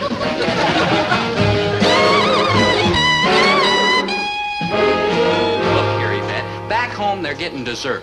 All I'm getting is sore feet. Now, we walked about 60 miles, and you haven't said one word. Now, if we're not going to talk, we could at least sit. I can't think of anything to talk about, can you? Let us try the literature. You are, I understand, interested in the literature. No, I'm not interested in the literature. I'm interested in the baseball, in the canoeing, in the tobogganing, in the steak, in the mashed potatoes, and in the girls, but not in the literature. I have the boredom. Me too. I have the boredom with ear laps. Let's go home. Oh, in a moment. First, tell me about your father. Well, what about him? Was he always such an animal? Oh, now, just a minute. Just a darn minute. My father's a taxpayer and a veteran. He's so wild, so untamed, so savage. With the Good Conduct Medal. And I'll thank you to keep a civil tongue in your head. Boy, you're an odd one. You bug me. I mean, you just don't make sense. What's all this about writing? And you're all the time so worried and mad and like that. What do you do for chuckles? Chuckles are for the children. Well, what do you think you are, an old woman? It is not the years that make the age. It is the suffering. Have you been sick or something? The whole world is sick. Not me. I feel great. That is the sickest of all. Listen, Yvette, I can't paint or write or compose, but just the same, I know a heck of a lot more than you do. I know that the world's not sick. It's full of wonderful things like friendship and fresh air and water sports and love and... Love? And... You species of a muskrat. What do you know of love? Well, I know it's wonderful. Oh, sacre bleu, but you are an imbecile. Love is not wonderful. It is miserable. It is full of agony and remorse and hate. Love is full of hate? Boy, are you kooky. Oh, kindly defend from speaking to me and take me home as rapidly as possible. For I wish never to regard the stupid face of you again. That suits me fine, pal. I have the longest consecutive... Oh, hello, children. Well, time to go. Au revoir, madame. Monsieur. Well, Yvette, did you enjoy your walk? Oh, yes, madame. It was enchanting. May I come tomorrow and walk with Dobie again? Why, of course you can, my dear. Come every day. Make this your home away from home. Oh, thank you, I will. You're very kind, Come madame. early and stay late. Thank you. Maman, Papa, may you say good night? I wish to be here early tomorrow. At last. Bonsoir, monsieur. Bonsoir, madame. Good night, madame. Good night to you. Bonsoir, madame. Good night, Dobie. Share, Dobie. Good night, good night. Oh, isn't that marvelous, Dobie? She likes you. Congratulations, boy, but could you arrange to meet her someplace else? This girl gives me the creeps. Love is a broken gas, mate. Oh, nonsense. She's a delightful girl, and I think it's just marvelous that she's so fond of Dobie. Are you kidding? She hates me like poison. Oh, is that so, Smarty? Then why is she coming here tomorrow, the day after that, and the day after that? It bugs me. It really does. Me too, good buddy. I just can't figure it out. The way this little French chick shows up every day? Yeah, 2 weeks now. She hasn't missed a single day. She gets there in the morning and she hangs around all smiles and sunshine until Mom makes me take her out for a walk. Then as soon as we're alone, she either won't talk to me or else she cusses me in French. In fact, sometimes she kicks me. Weird. But the weirdest part of all is, if she hates me so, why does she keep coming back every day? Hey, Dobe, I got like an idea. What? I'll sneak over to her house and peek in one of the windows and find out what she's up to. Yeah. You know how good I read lips. Yeah, Maynard, I know. Where's she live? I'll go right now. No, Maynard. Thank you, but no. How come? Well, it's like eavesdropping, and when somebody's got a great power like you have, they should use it only for good. Now, listen. Yeah, there you're is right, something good buddy. I ought to use this great power for my country. Yeah. The United States of America. Yeah. Or the Army, or the Navy, or the FBI, or the United States of America. Maynard. Yeah, I could be like a spy. A spy? Yeah. Yeah, I could go in one of them submarines and peek through a porthole and read the lips of the Russians in the next submarine and find out what evil goings on are going on. Yeah. I have to learn Russian, and it's probably tougher reading lips underwater. All them bubbles. But it's worth it for my country, the United States of America. I could zoom around in a satellite reading lips and secrets all over the kingdom come. I mean, I could see robbers penny robberies and murderers penny murders and thieves. Maynard, enough! You sure got it up here, good buddy. Thank you, Maynard. It's heartwarming to know I'm appreciated. Now listen, there's something you can do for me. Like, name it. Let me stay at your house tonight, so when this Yvette comes dragging around tomorrow morning, she won't find me home, and she'll maybe get discouraged and give up the whole thing. Sure, Dobe. You can have my bed. Your bed? There's another bed in your room. There is? Yeah, underneath all those records. Oh, yeah. Good thinking,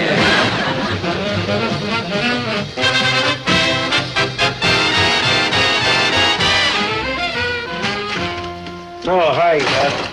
Oh, good morning, Monsieur Gillis. Dobie ain't here. He spent the night over at Maynard's. Oh, good. And Madame Gillis? She ain't here either. She went over to drag Dobie home before some of Maynard rubbed off on him. Oh, we are alone. I must speak. Go right ahead and parlez-vous. How's that for classy French, huh? Certain things that happen between people, nobody can explain them. Yeah, like that science fiction jazz on television. Please to listen. I can no longer stay silent. Yes, you can. You're just not trying. Oh, Herbert. Hear me, my Herbert. You're Herbert? Now, hold on. Oh, you great fool. Why do you think I have been coming around here day after day? Did you imagine it was for this callow youth, Dobie? Oh, no. It was for you, my savage. For you, for you, for you. For me, for me, for me. Winnie! Oh, she's gone, Herbert. And you're going, too, right out that door, right now, and don't come back. How he shouts, how he stamps, how he roars. Oh, Herbert, what an animal you are. And what a nut you are. That's what you are. Now, you get going. Oh, and look at you, and 10,000 years of civilization disappear. Poof, and there you stand. The primitive man, the mindless brute. I'll have you understand I'm a respectable married man and a husband and a father and a businessman and a veteran with a good conduct medal. Ah, the magnificent mindlessness of you. The sublime crudity. Ah, my ferocious beast. We are ready to face the world together. And you are ready for the funny part, that's it. Winnie! Winnie! Will you please go home? Winnie! Winnie! Winnie! Winnie! Herbert! What is it, Herbert? Winnie! Hang on to that loony there. I'm going to get her old man. Look out, boys. What on earth is happening? I will tell you, madame. I love your husband. Well, of course you do, my dear. The whole neighborhood does. Do you know that every year he plays Santa Claus at the orphan asylum, and when he walks down the street, dogs lick his hands? I do not love him, madame. I love him. Why, that's not a nice way to talk. You must give him up, madame. He's a savage and he needs me. You love Mr. G? What are you, some kind of nut or something? Aha, so that's why you've been hanging around. Oh, dear. Yvette, what is this infamous singer here? It is true. Herbert, I love you, and it is a perfect love, all pain and no pleasure. And I will ride. You see what I mean? You leave me my legs triumphant. Get her out of here. Yvette, you will go home at once and go to your room. I will go to my home, for now I have tasted the dregs of futility. Now at last I am ready to write. Farewell, Herbert, my great tawny beast.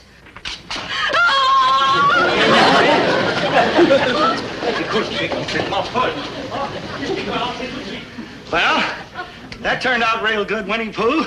You got any more highfalutin friends you want to introduce Dobie to? Yes, I have. Maynard, darling, promise me you will stay with Dobie always. Promise me you will never leave him. Like, sure, Mrs. G. And forgive me for ever having tried to take Dobie away from you. Like, forget it, Mrs. G. Maynard, you are a real human being. You're 100% with me. You're my kind of people. Your ace is my book. You're all heart. You're the cat's pajamas. You're the cool. You're the one.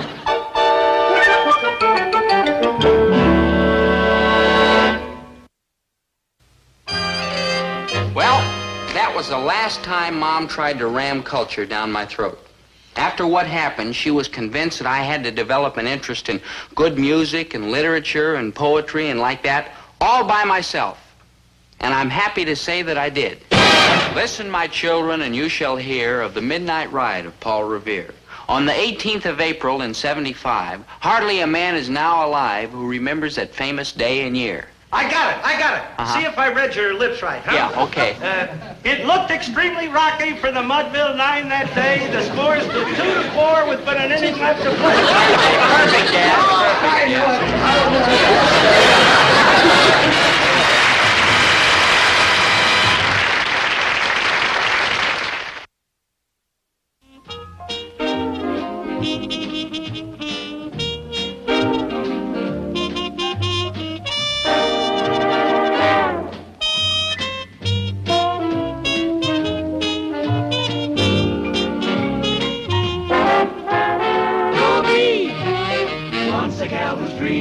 Dobie. Once a gal who's creamy, Dobie. Once a gal to call his own. Is she blonde? Is she tall? Is she dark? Is she small? Is she any kind of dreamer at all? No matter, she's hers and hers alone. 'Cause Dobie has to have a girl to call his own. Ever done, huh, Casey? What? Dropping out of school, man. Frantic, huh? Crazy. Yeah, man, this sure is the life. What? What we're doing, stupid. What are we doing? We're living it up, man. Just hacking around. No teachers, no classes, no homework, nobody on our backs. Ain't that frantic? Crazy. Yeah, them squares in there. 18 years old and still going to school. Ain't that frantic? Crazy. Hey, Chatsworth, where you going all dressed up so pretty? The dancing school? Nah, he's gonna take the principal a nice shiny red apple. Where'd you get that pretty striped tie? Did your mommy give it to you? Hey, you guys, lay off Chatsworth. He didn't do nothing to you. Yeah, if you guys are looking for a rumble, we're here too. Thanks awfully, chaps, but I can handle this riffraff myself. Goodness gracious, Chatsworth, what are you gonna do to us? What was that?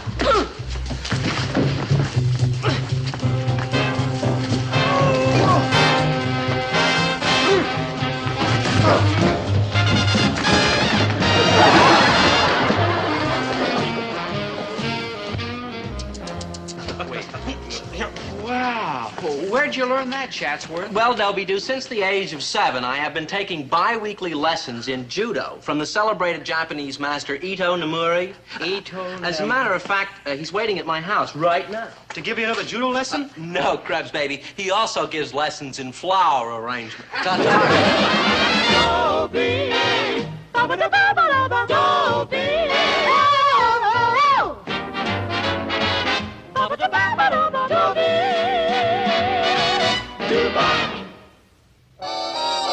Those guys at Chatsworth roughed up.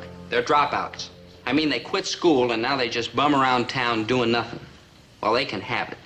School may be a pain in the neck sometimes, but lately I haven't been doing too bad. The other day in English class, for instance, Mr. Pomfret said to me, "Hail to thee, blithe spirit," is a famous line from a famous poem. Now, Dobie Gillis, can you name the poem and the poet? "To a Skylark" by Percy Bysshe Shelley. Oh, bless my soul, that's absolutely correct. It is? It is? Yes, Dobie, it is. And I want you to stay after school this afternoon. But you said my answer was right. I also said I want you to stay after school. Paul Merrick, can you name 2 more poems by Shelley? I don't know. Well, sure you do, Paul. Think. Yeah, boy, think. I said I didn't know.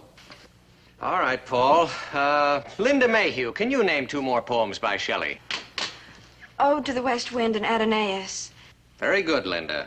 And now, let's turn to the works of my favorite poet, William Wordsworth. Class, except for Dobie Gillis. Oh. Dismissed! Everybody's always picking on it. Oh, what's wrong? Nothing. Yes, there is. All right, there is. What's that got to do with you? Look, we've been in school together since we were little kids. Naturally, I take an interest. Look, what is this? Some kind of charity work you're doing? Oh, stop that. All right, so you're poor. So are a lot of other people. Like you? Well, no. All right, then, don't be such an expert. Paul, you were an A student up until a few months ago. Now you're on the edge of flunking out. Why? What do you care? I told you, we're friends.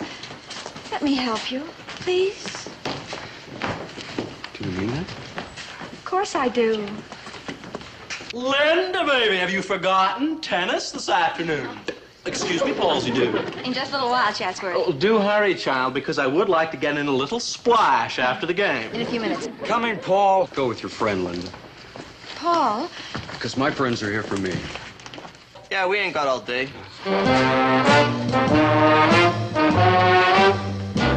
Now, you saw it, boys. Paul with those dropouts. Dropouts? How come they call them dropouts? Because they dropped out of school before they graduated. What do they do now? Nothing, just loaf. Yeah? How old do you have to be a dropout? You're old enough, Maynard. Yeah? But if you do, I will personally grab you by that beard and drag you right back in again. That's the worst thing that can happen to a kid, dropping out. Now, maybe it sounds like fun to you, just loafing and hanging around street corners, but that doesn't go on for long. Pretty soon it comes time to go to work. Work! Yes, Maynard, work. Work! Maynard. And what kind of jobs do these kids get? They're not equipped for any skilled or even semi-skilled work. Work! Maynard. Dobie, I need your help. You need my help? With Paul Merrick. Boys, he's on the verge of dropping out of school. And personally, I consider that a great tragedy. Personally? How? Well, it may come as something of a shock to you, Dobie, but I do take a personal interest in my students, in every one of them. No offense, but how come you're so mean and rotten? No offense, Maynard. I am mean and rotten because trying to cram an education into the skulls of healthy young animals is a job that requires a firm hand and nerves of steel. In fact, there are times when I think I should come to class equipped with a kitchen chair, a pistol, and a whip. It's not an easy job, my young barbarians, but it's a job I asked for, and I've never regretted it for a moment, because it's a job with many rewards. And I'm not speaking of that pittance I find in my pay envelope at the end of each month. I'm speaking of the kids who go out of my class into the world and make a name for themselves. Those are my trophies, boys. Those are my medals, my citations. But, Mr. Pomfret, I still don't understand. What do you want me to do about Paul Merrick? Dobie, I want you to persuade him to straighten himself out and stay in school. Me? Him? Why me? Why not his parents? Unfortunately, Paul doesn't have any parents. He's living with an older brother who drives a truck and is practically never at home. Well, what about the principal, the school psychologist? You. Well, we all tried, Dobie, and it didn't work. Work! Maynard. Dobie, I've been watching you ever since you came to Central High School. Now, your marks, I admit, will never take any prizes, and your talents, let's be frank, they defy detection. However, there is one thing you do have. What's that? The ability to inspire confidence. Everybody trusts you, Dobie. Ah, shucks, Mr. Now, no Pomfret. modesty, no modesty. You've got a kind of goodness that shines through. Well, what can I do? Just talk to Paul. Be his friend. Try to convince him what a mistake he's making, because he is, you know. Paul's a brilliant student. Or used to be. Oh, gee, I don't know. You say you've tried, and the principal and the psychologist, and you all struck out? But that's just the point, Dobie. Paul doesn't trust adults. You, on the other hand, you, Dobie Gillis, are a natural-born youth leader. Dobie's a natural-born youth leader? He sure is. Well, I'm a natural-born youth follower. Wait. Come on, Dobie, we'll go over to Paul's house. Come Maynard. Mr. Pomfret, look, please, Mr. Paul? Hey, Paul? Not here, Maynard. Oh. Ooh. I don't think nobody but kidnappers live here. Kidnapper? Yeah, like in the movies. When they're like holding somebody for ransom, they always got an iron bed and a light bulb hanging down. Maynard, that's ridiculous. This is Paul's room, all right. It's the right address. Gee, it isn't quite what I expected. It ain't good, buddy. I've seen prettier rooms than this in horror pictures. He's been like sewing the holes in his socks together. Gee, I'm getting like all misty. Let's go, Dope, huh? Yeah, I wonder if Paul never invited anybody here. Gee, we better not let him know we've been snooping around here. It's like opening somebody else's mail. Yeah. He wouldn't like it. Hi, Paul. Can we sit with you? Thanks. Yeah, thanks, Paul. You're like a real human being. You sure are, Paul. You're quite a fella and awful smart, too. Yeah. Yes, sir, Paul. We're sure happy to be having lunch with you. That's right, Paul. Yeah. Why, just this morning I said to my good buddy Dobie, wouldn't it be crazy to have lunch with Paul today? Yeah, that's right, Paul. That's what Maynard was saying. Hey, I got an idea. Let's all have lunch together. Sure, Paul. Where's your lunch? What do you mean, where's my lunch? I mean, like I don't see it. What's the matter? You don't think I can afford lunch? Oh, sure. All right, now, come on. What do you guys really want? What? Well, what we really want is... You tell him, Dobie. Yeah, some help with our homework. Yeah, that's right, that's right. Are you kidding? You want me to help you with your homework? Yeah, I'm flunking in everything. Oh, you're just in kind of a slump, that's all, Paul. You're still the smartest guy in class. I mean, a guy like you's got a great future. Oh, be a smash. Yeah, she is. Doctor, lawyer. Indian chief. Good thinking, yeah. Oh, a guy like me's got a great future, pushing a broom. What are you talking about, doctor, lawyer? For that, you've got to go to college. You know how much that costs? You could work your way through. Work! That'd be just great. Me busting tables in some fraternity house. All those fat, rich slobs looking down their noses at me. Hey, boy, fill my water glass. Boy, catch it. Hey, boy, can't you move any faster? Yeah, that'd be just great. No thanks.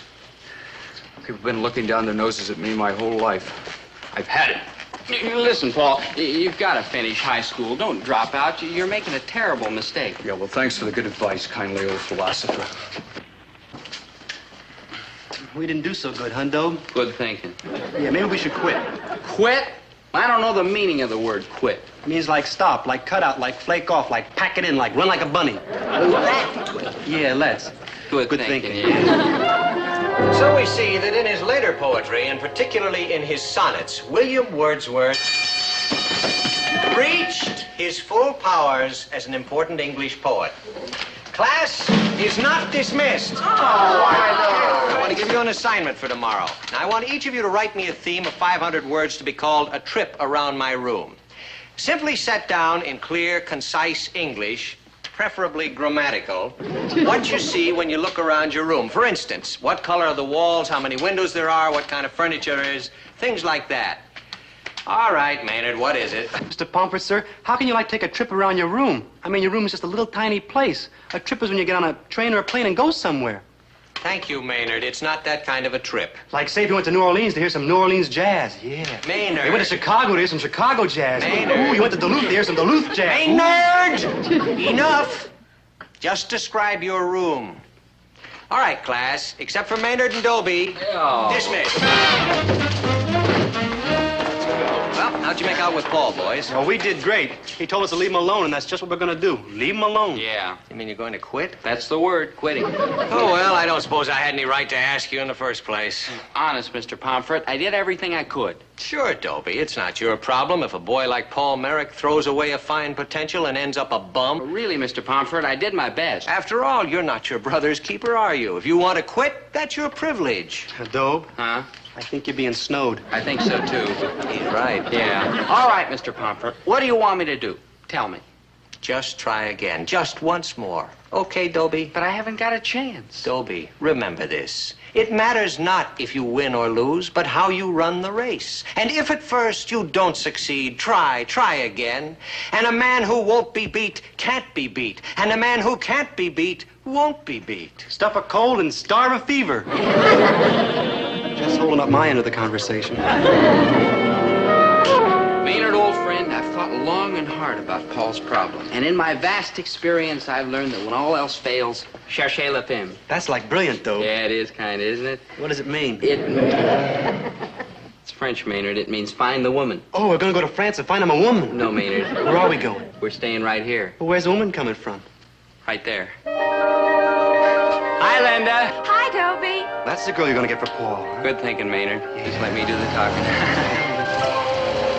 Hi, Linda, baby. It is I, your ever-loving Chatsworth. In a minute, Chatsworth. You wanted to see me, Dobie? You, yes. I hadn't figured on Chatsworth. It's all right, Gillis, baby. Linda has no secrets from me. Oh, hush up, Chatsworth. Now, what was it you wanted to talk to me about, Dobie? Well, I was wondering if you had a date for the dance Saturday. As a matter of fact, I haven't.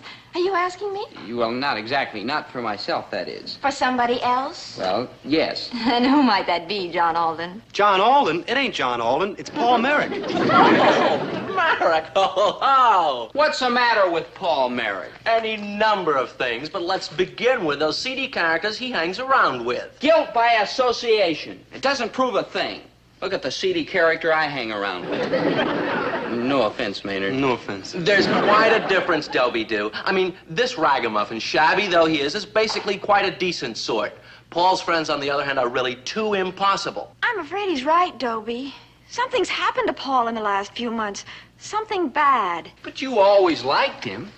I was always his friend, yes, and I still want to be. But you can't be friends with a boy who keeps turning his back on you. But he wants to take you to the dance Saturday. He sent you to ask me? Not exactly, but I know he wants to. See here, Gillis, it just so happens I was going to ask Linda to the dance right after we finished golfing this afternoon. Chatsworth, you got everything in the whole world. Do you need Linda, too? Paul really needs her. He's in trouble. Dobie, if I thought I could help Paul, you know I'd say yes in a minute.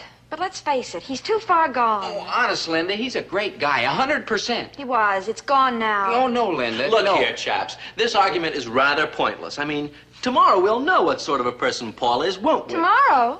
Yes. How? Yeah, like how?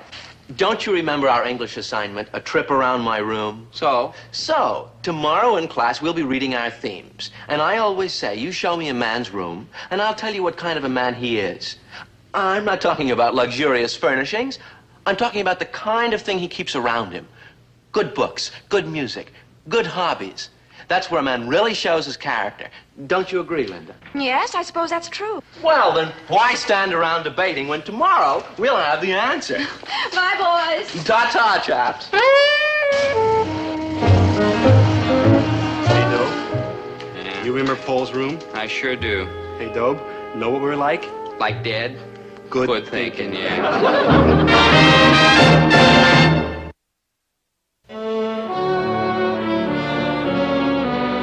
Now, Maynard. My Room by Maynard G. Krebs. My theme is kind of short, Mr. Pomfret, sir, and I live in a small room. Proceed, Maynard. I open the door to my room. What do I see? The sweatshirt I left on the floor last night. What is the next thing I see? It is the sneakers I left beside the sweatshirt. And what is the next thing I see? It is the socks I left beside the sneakers. And what is the next thing I see?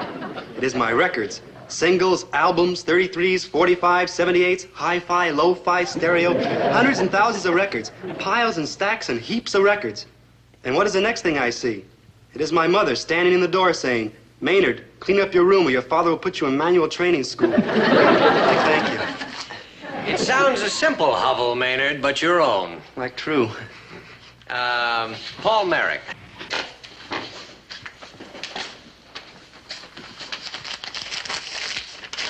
A trip around my room.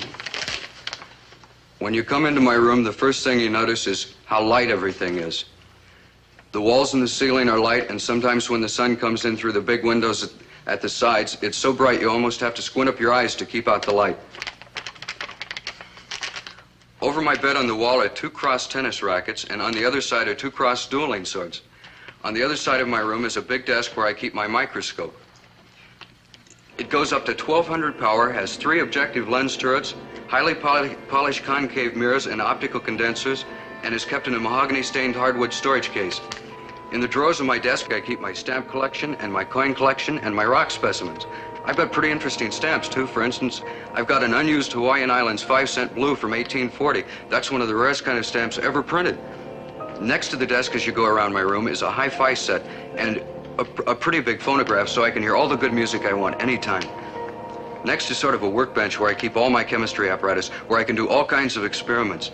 You know, people have made very important discoveries with equipment just as basic as mine.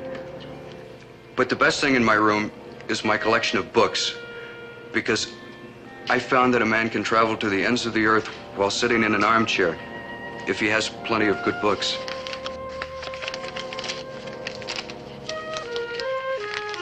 I don't want to brag, but it's such a good room that you couldn't want a better one. Congratulations, Paul. That was a fine essay. And a fine room, too. That's just the sort of room I'd expect you to have. That's okay.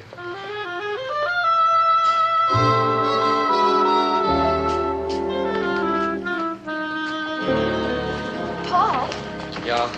I just wanted to tell you how much I liked your theme. Your room sounds absolutely wonderful. What'd you think I lived in? Some kind of dump? Paul Merrick, you get that chip off your shoulder and listen to me.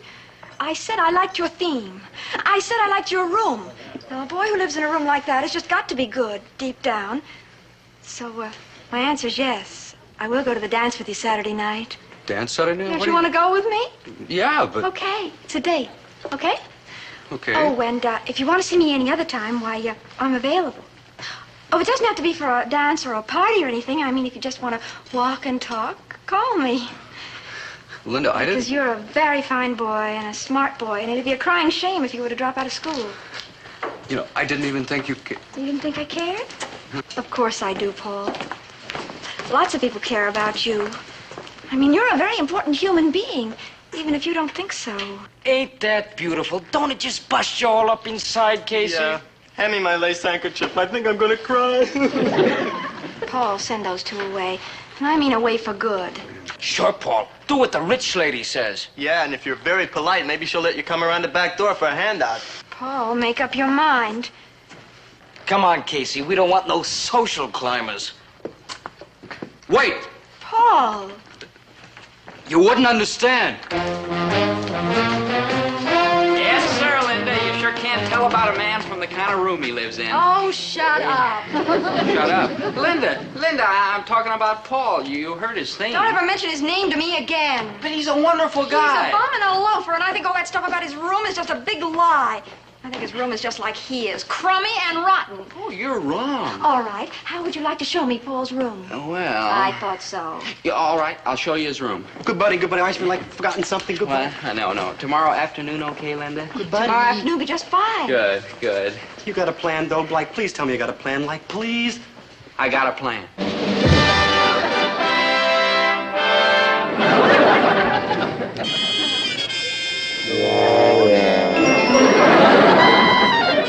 Gillis, baby, about your plan. You're definitely sick. I mean, you need attention. Chatsworth, you gotta do it. Look, Paul told this great, whopping lie about his room, and you want me to make it all come true. You want me to supply the things he said he had in his room. Well, you've got him, haven't you? Ridiculous question. Of course I've got them. Yeah, and I'll get my father's truck to haul him over, and Maynard will keep Paul away from the room. Dobie, do. May I remind you that I have more than a casual interest in Linda?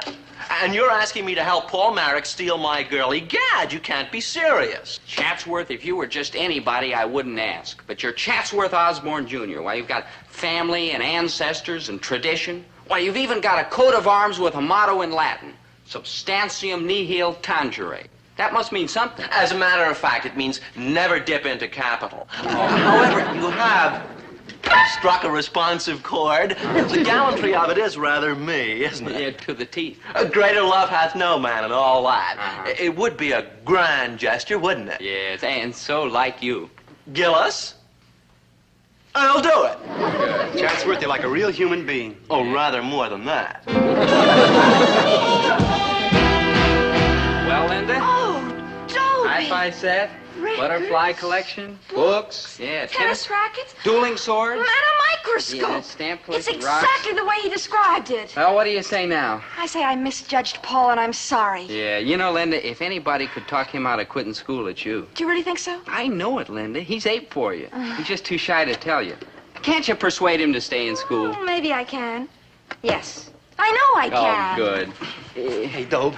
Maynard, you were supposed to be keeping Paul away. I like goofed. Where's Paul? Does that answer your question? Where'd all this stuff come from? Whose is it? Well, isn't it yours? Are you kidding? Where would I get enough money to buy stuff like this? Nice work, Dobie. First Paul tells me a big lie, and then you help him out with another big lie. Excuse me, I'm going home. Now, just a minute. Just a darn minute. Let me out. Okay, I'm a liar. That's right. I borrowed this stuff from Chatsworth and put it in Chatsworth? here, but Paul didn't know about it. Oh. And Paul lied, too, when he wrote that theme about his room. He I was thought making so. it up, all of it. But why? Why did he make up a room like this? Because it's the kind of room he'd like to have. Look at it. Microscope, stamp collection, music, books. Is this the kind of room a bum would dream up? What? No. This is the room of a decent, intelligent, ambitious kid. And that's what Paul is. Decent, intelligent, ambitious. And if you're not intelligent enough to see that, then you're not intelligent enough for an intelligent guy like Paul. I'm getting pretty misty, Dobe. Paul, is this really the kind of room you'd like to have? Are you kidding? Who wouldn't? Those two creepy friends of yours would, and that's who wouldn't. Paul, will you stop hanging around with those two boys and stay in school? Yeah. What for? Well, for one thing, so that you and I can be together. Yeah, that's what for. Do you really mean it, Well, Linda? of course I do. And for another thing, so that you can go to college and amount to something. You've got what it takes, Paul. I know it. What do you say, Paul? What can I do? I'm outnumbered. Thanks, Dobie. Maynard? Yeah, good buddy? I'm getting pretty misty, too.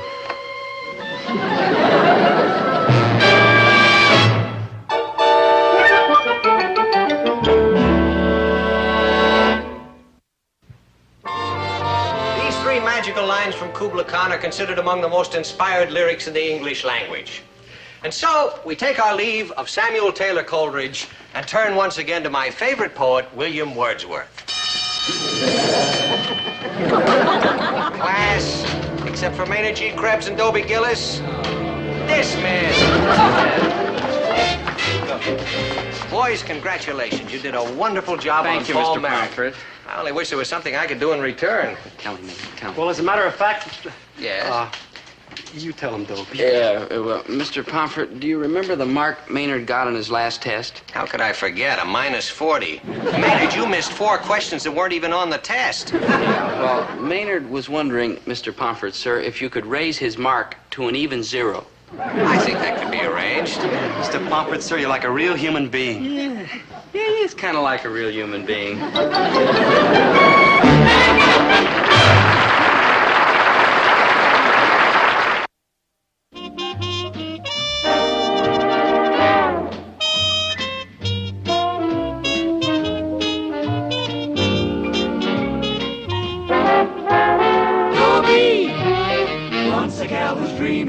Dobie, once a gal who's creamy, Dobie, once a gal to call his own. Is she blonde, is she tall, is she dark, is she small, is she any kind of dreamboat at all?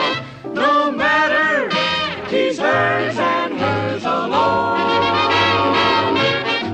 'Cause Dobie has to have a girl to call his own.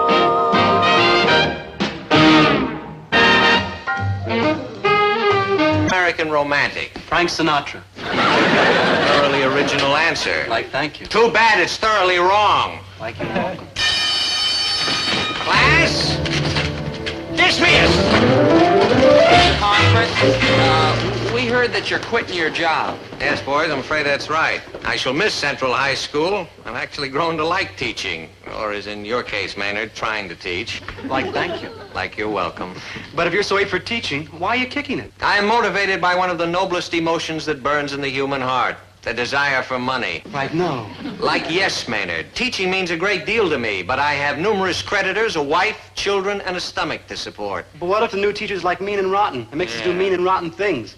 Like what? Like homework. I give you homework, Maynard. You just don't do it. That's what I mean. We understand each other. Don't go, Mr. Pomfret. Please. Maynard, I thought you teachers were supposed to meet with the school board tonight to talk about a pay raise. We are, but the prospects are dim. The school board hasn't voted a pay raise since the San Juan Hill victory bonus of 1898. Oh, boys, if you'll excuse me now, I'm expecting my prospective new employer any minute. Hey, I bet your new job's a gasser, huh? Like a disc jockey or something. A disc jockey? Maynard, Mr. Pomfret's destined for important things. What's it to be, sir? Government service, the State Department, the Stock Exchange? Well, not exactly. Mr. Pomfret, I brought your outfit. Come on, try it on. Here. Mr. Pomfret, I'm counting on you to turn into a top-notch moneymaker in no time. Dobie, Dobie.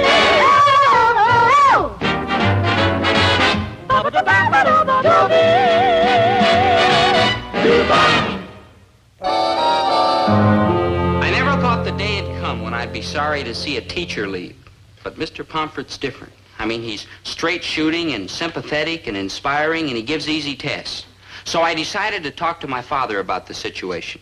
He promised me he'd always listen to my opinion on any subject. I absolutely refuse to discuss it. Dad, I thought you were more open-minded. I am probably the most open-minded man in town. How do you think I wind up with all these head colds? You probably remember the famous words of Voltaire when he said, "I may not agree with what you say, but I shall defend to the death your right to say it." Sure, Dad, well, that but was Voltaire talking. Now this is Herbert T. Gillis talking. Clam up and keep your nose clean. Nobody likes a smart man. Hey, Doe, guess what? What? I can't tell you. Maynard, what? What? I promise you won't hate me for telling you? Maynard, tell me already. Guess who we're going to get for a new teacher if Mr. Pomfret quits? Who? Mr. Fogarty from Woodshop. Like right. The only teacher who ever got an honorary degree from Devil's Island. Dobie, gotta do something. Yeah, well, I've been trying, but my father told me to butt out. Hello, dear. Hello, Maynard. Mom, Dad refuses to talk to me. How nice for you, dear. But this time I want him to talk to me about the teacher's pay raise. Oh, did he give you any encouragement? He kind of encouraged me to clam up. Mom, make him listen to me. Well, I don't know too much about the issues involved, but he certainly ought to hear what you have to say. Herbert, I want you to drop everything and listen to your son. It'll be a pleasure. All right, I'll stand here and you go right ahead and tell me what's bugging you. Thanks, Dad. You're a real human being, no matter what anybody says. Now, Dad, the fine, noble, self-sacrifice. How could I break through to Herbert T. Gillis, father, citizen, practical budget watcher? I had to show him that without good teachers, we'd all turn into uncultured, dull-witted, simple-minded clods. You right? When the members of the school board get here for their meeting, I want to make sure they don't miss this. Yeah, it's like beautiful, Dobe. Yeah, it sort of makes you think. Sort of makes you hungry. Very funny. Very funny. Worthwhile thought, huh, Dad? Very worthwhile. Don't encourage him, Winnie. Your son is already some kind of a rabble-rousing nut. Important matters like these require a level head, and I happen to have the levelest head you're ever going to... These teachers have got to get a raise. Why, Dobe? Well, look at it this way. No offense, Maynard, but how would you like to teach a class with you in it? Dobe, those teachers have got to get a raise. All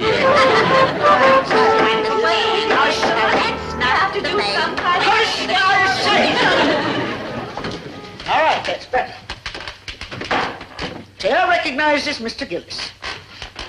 Thank you, Mrs. Osborne. I would just like to make a few unbiased remarks before the teachers get here. Now, I understand they are asking for a $15 raise. All I want to say, in all fairness, is my pumpernickel should have such crust. If we give them this raise, our treasury's going to wind up 20 points lower than nothing. Sorry I'm late, folks. May I say a few words? Very few. Hold it. Go ahead. Ladies and gentlemen of the school board, unfortunately, we're going to have to postpone this meeting because the other teachers will not be able to attend. As a matter of fact, almost the entire faculty is down with influenza. Well, there is an epidemic in town, you know. Oh, the newspaper says very mild. Yeah, nobody's getting it except those that are overworked or undernourished. I rest my case. That's not what I meant. Anyway, in view of the emergency, we're going to have to close down school for a few days. So please tell your children to stay home tomorrow. And until further notice. My son Chatsworth at home? Everybody. Oh, that is out of the question. Every time Chatsworth stays home, all the servants leave. You're not going to get away with this, Pomfret. Why, if Dobie's hanging around that store all day, that means Maynard's going to be there, too. Have you any idea what this will do to business? Not to mention my nervous system? But, Mr. Gillis, I'm the only teacher left. I can't run the school single-handed. Well, there must be something can be done in this situation. Bylaws. I move we shut down the school. Me too. It has been moved and seconded that we shut down the school. Okay, the motion passes. Now I move we adjourn. Come on, let's get out of here. Just a minute. Just a darn minute. We are not shutting down the school. Those children will not be denied their right to an education. Winnie, it'll cost a cockeyed fortune to keep this school open. Who cares? What's more important, the minds of our youngsters hungry for learning or a few miserable dollars? Don't answer that question. Remember this, the greatest asset that our country has is the minds of its children. The country's bankrupt. Mrs. Gillis is absolutely right. Those little minds, nasty as they are sometimes, need nourishment. Until our regular teachers recover, we parents can teach the classes. Now hold on, wait here. Now hold on. You're out of order, Mr. Now listen. Yes, you are out of order. Mrs. Osborne, I don't know if it's legal. I have just made it legal. What's the matter, Pomfret? You scared we'll find out what a soft touch you teachers got around here? I move and second and all the other gizmos that the parents take over the classes. We'll find out the truth. You want a raise? You feather bedders will probably wind up with a cut. It'll be exciting. It'll be fun. It'll be murder. Our parents are going to teach the classes? Ridiculous. I mean, parents are supposed to bug you at home, and teachers are supposed to bug you at school. But nobody was playing by the rules. Actually, I will teach home economics and the art of entertaining. We Osbornes have been internationally famous for entertaining ever since the Mayflower landed. We were on the beach waiting for them, you know. I decided to teach music so that this great musical talent within me will not be kept from the world. Down among the sheltering palms, oh, honey, wait for me. Oh, honey, wait for me. See what I mean? Girls' physical education? All that bending and stretching and twisting and turning? Oh, dear.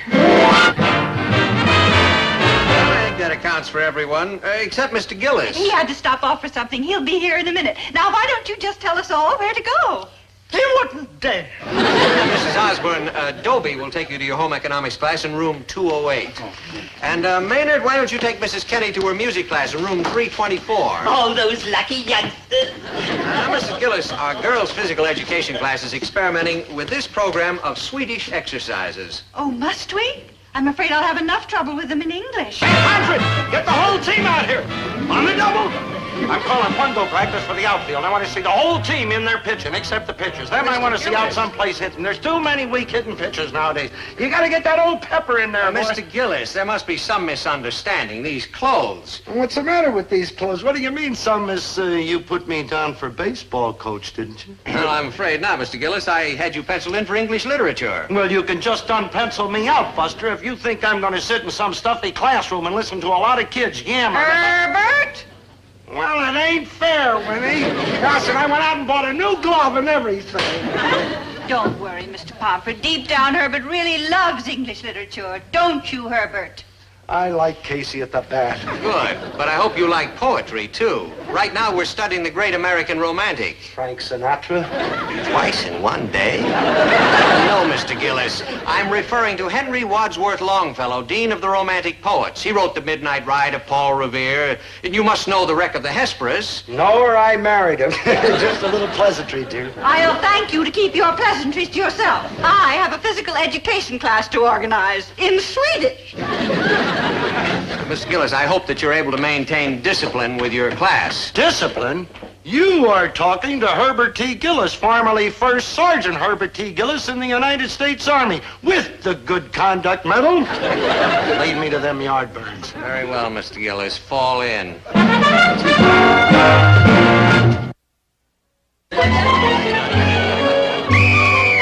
in, I mean. Sit down. Quiet. My name is Gillis. Mr. Gillis. And what I say around here goes, see? Okay, I won't be needing you anymore, son. Mr. Gillis. Dismiss! Roger. Now listen, men. Oh, and ladies. I'm the boss around here, see? Boss Gillis. And to begin with, there's going to be no more of this buddy-buddy foolishness going on. Today, you are going to get a dose of good old-fashioned meat and potato type education. And, what sort of a dog kennel is this? Mr. Gillis, that is the wigwam of Nokomis. Don't give me any of your smart apple answers, Chatsworth Osborne Jr. I've known you from way back. I am merely stating a fact.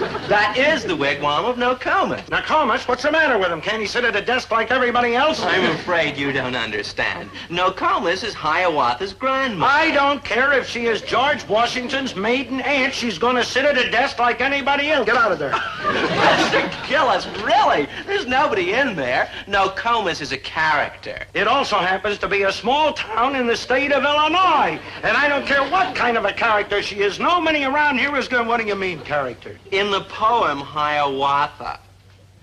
Oh, that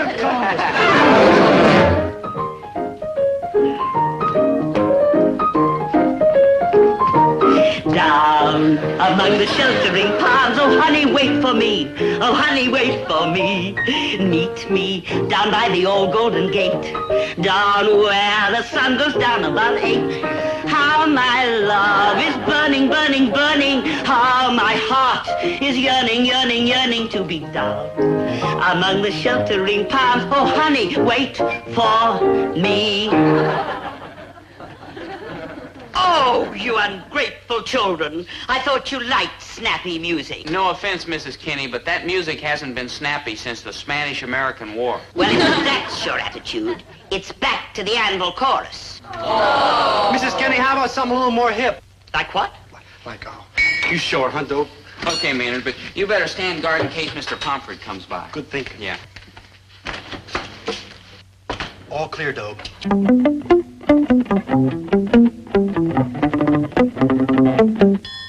Don't send a rabbit to the store to bring home carrots and put them on the shelf. Oh, no. You send a rabbit to the store to bring home carrots, he'll eat them all himself. Oh, yeah, yeah, I had a gal and I had a pal, as true as he could be. Well, I sent my pal to fetch my gal and he stole her love from me. Don't send a monkey to the store to bring home bananas for your appetite.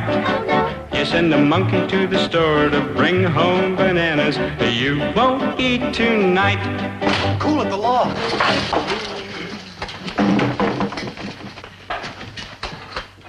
Ready, class? The anvil chorus with anvil. A 1, a 2, back to the rabbit.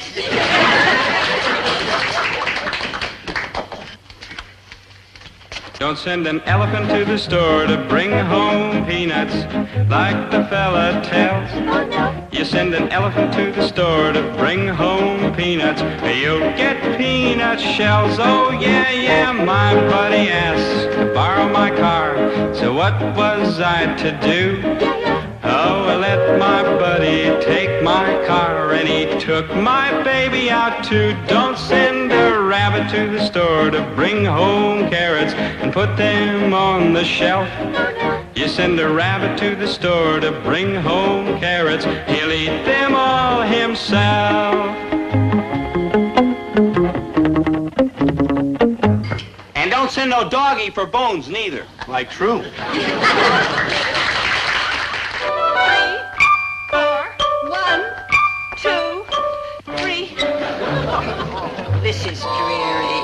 I have a much better idea. Something that we used to do in school, rhythmic expression. We'll act out all kinds of cute little stories. Now you just do as I say. All the graceful swans are sleeping. That's right. Lovely. Splendid.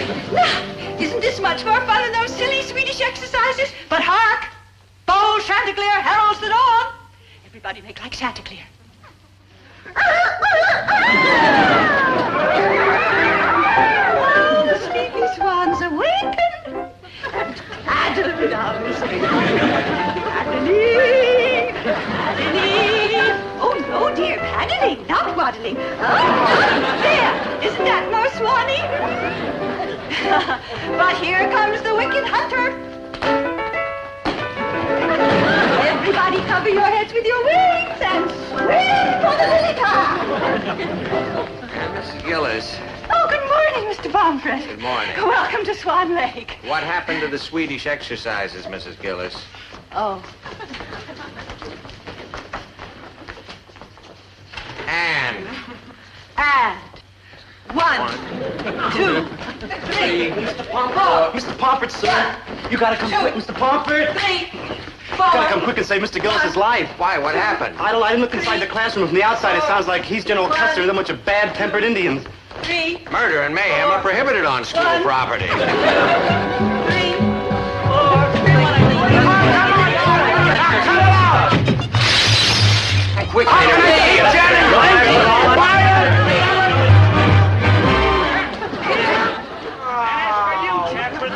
broken window and you are out of the game. Ain't falling on a kind of trouble. Hi, Mr. Gillis, what is going on here? Well, you see, the kids want to play happened to baseball. Longfellow? He's first base. And I didn't want to be All right, wet kids, blanket put or those anything. desks back in place. Mr. Gillis, Hiawatha. Hiawatha. By Henry Wadsworth Longfellow. By the shores of Gitchigumi, by the shining big sea water, stood the wigwam of Nokomis, daughter of the... Oh, how fascinating. I wonder what it is. Oh, Mrs. Osborne, I believe it's a stove. Oh, nasty. Well, I suppose it has some historical interest. Fire! Fire! Be careful. Be calm. I'm in charge here. Fire! nasty mechanism. Well, girls, are you ready for today's lesson? Now, in the next few years, many of you will probably become housewives. Yeah. Looking at you now, it seems unlikely, but we live in hope. Now, the first problem that you will face will naturally be the proper hiring and firing of servants. Oh, naturally. Of course, the servant problem is best handled by your butler. Oh, Mrs. Osborne, what if you don't have a butler? You're jesting, of course. Everyone has a butler. Who else would take charge of the maids, the chefs, and the pantrymen? I never thought about it like that. Well, think, girl, think. Now we come to the problem of dismissing a servant. Zelda, how would you discharge an unsatisfactory chauffeur? How about having him beheaded? Beheaded? Oh, no. Nowadays, that must be illegal or something. Oh, Mrs. Osborne, do you have any special rules for running a household? There is only one rule. Take over. Run that house with an iron hand. Don't let those nasty men open their mouths. The moment you're married, let him know who is boss.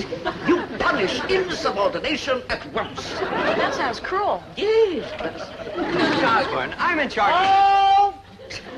Mrs. Osborne. Out! I am in charge of this class. Beheading is not only for servants. Out!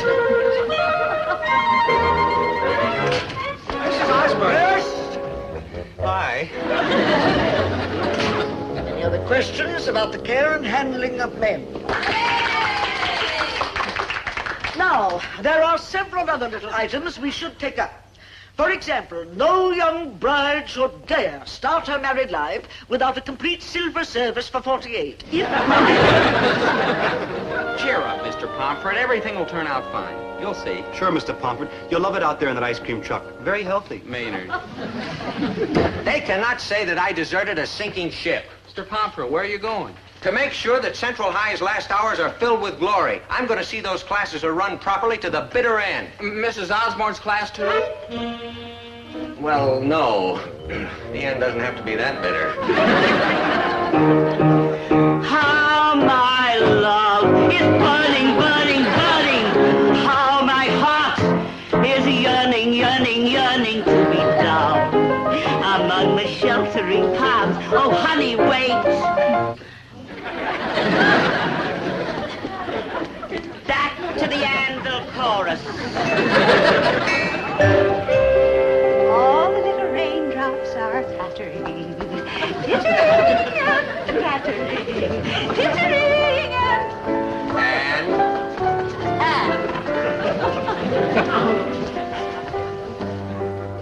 One, two, three, four. Close by the sturdy batsman, the ball unheeded sped. "'Tain't my style," said Casey. "Strike one," the umpire said.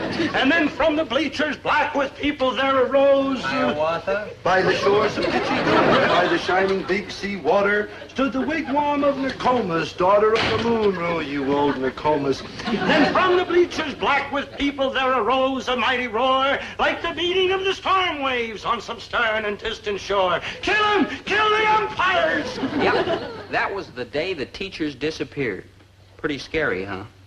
Well, the night they came back wasn't exactly the calmest either. Order! Order! Or do I have to bring another gavel on somebody's head?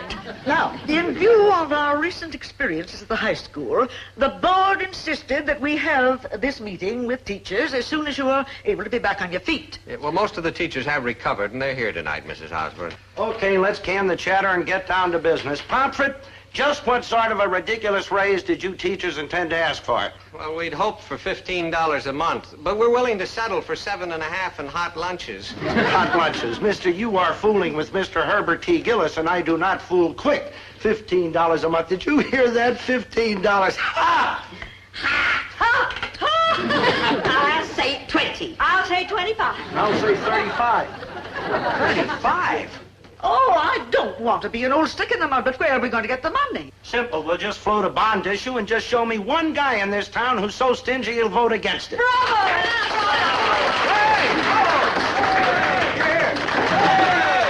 That answers my question, and as chairman of the board, I insist the teachers get $40 raise and like it. Meeting adjourned, and I have no patience with back talk.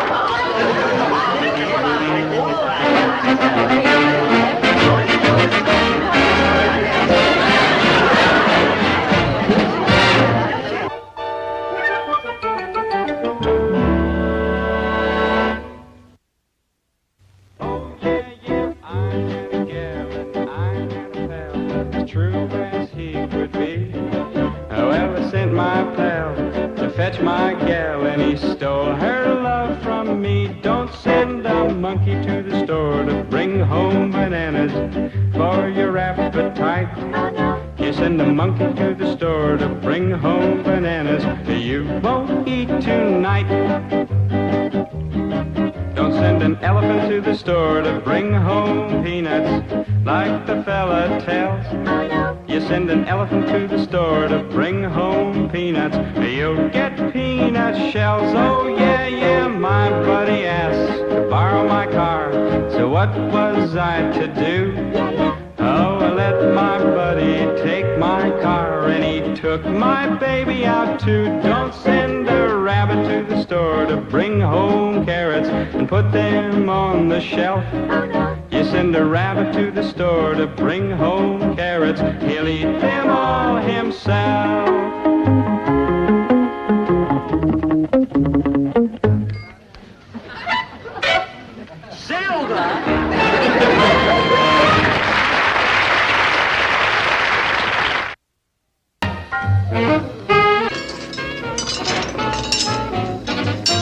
Boy, he was a rough one to handle. A real man-eater.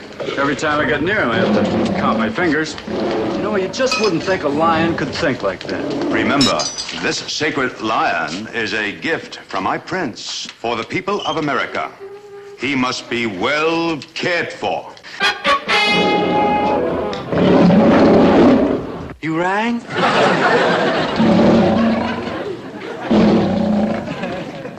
Man, somebody sure needs a new transmission.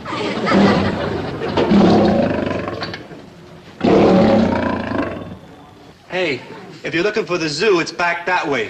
Turn left at the drinking fountain.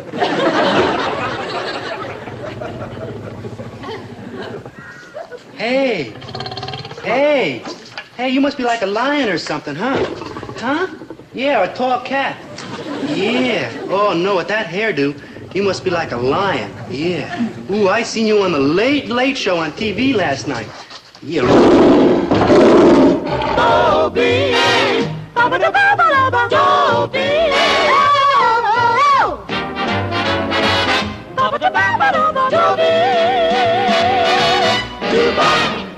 Yeah. You're a good lion. Yeah. Fine. Yeah. Uh-oh. Here's the 5-minute bell. Hey, I gotta cut out. Keep smiling, lion. Yeah. Goodbye.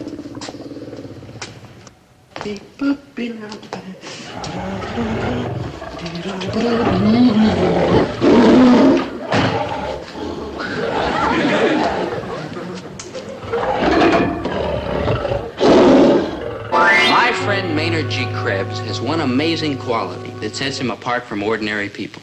Is he handsome? No. Rich? Uh-uh. Brilliant? Maynard? But he is original. You've got to give him that. I mean, his head can come up with the wildest, most fantastic stories you ever heard. Especially if he has to. Like when he gets in trouble and needs an excuse. Boy, those excuses. Step on it, Maynard. You're late again. I couldn't help it. I was walking along mine like my own business. Maynard, please. I haven't got time to hear another one of your harebrained excuses. Where do you hear this one? It's a Lulu and the truth, a true Lulu. Maynard, come on to class. Wait, though, Maynard! I was ankling along in the park, minding my own business, when all of a sudden... I know. All of a sudden, this pink and white giraffe trotted in, and you had to stop to shake hands. Don't that's silly. Who ever heard of a giraffe in a park? I'm glad you realize it. Sure. I didn't see no giraffe. I believe you. It was a lion. Maynard, enough!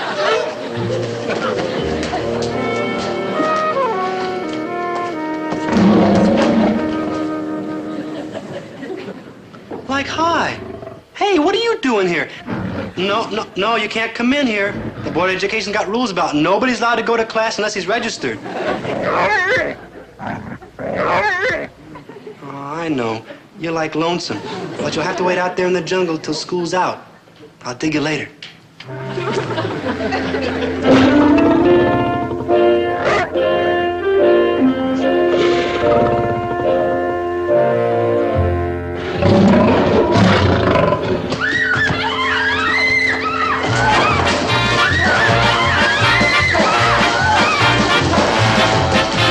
Hey, where'd everybody go?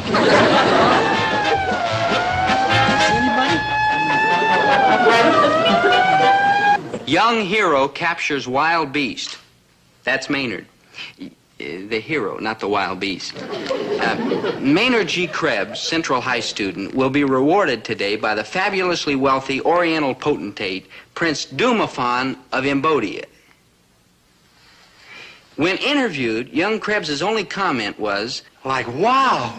Is that all you can say? Like, wow, wow. Hey, Dobie, think maybe I'll get a reward of $5, huh? $5? $2. Maynard. 75 cents. Listen, Maynard, why do you think I'm giving up my whole afternoon to come along with you? Because you're my good buddy, Dobe. Right, but it's not only that. You'll need somebody to help you carry all this stuff home. What stuff? Who knows? Rubies. Rubies. Emeralds. Emeralds. Diamonds. Diamonds. Palaces. Palaces. When you find an Oriental potentate's pet lion, there's no telling how big a reward you might get. Rubies, diamonds, emeralds, palaces. Wow. Yeah, Ooh. come on, let's go, Maynard. Yeah. Hey, Dobe, maybe we should have brung a bag.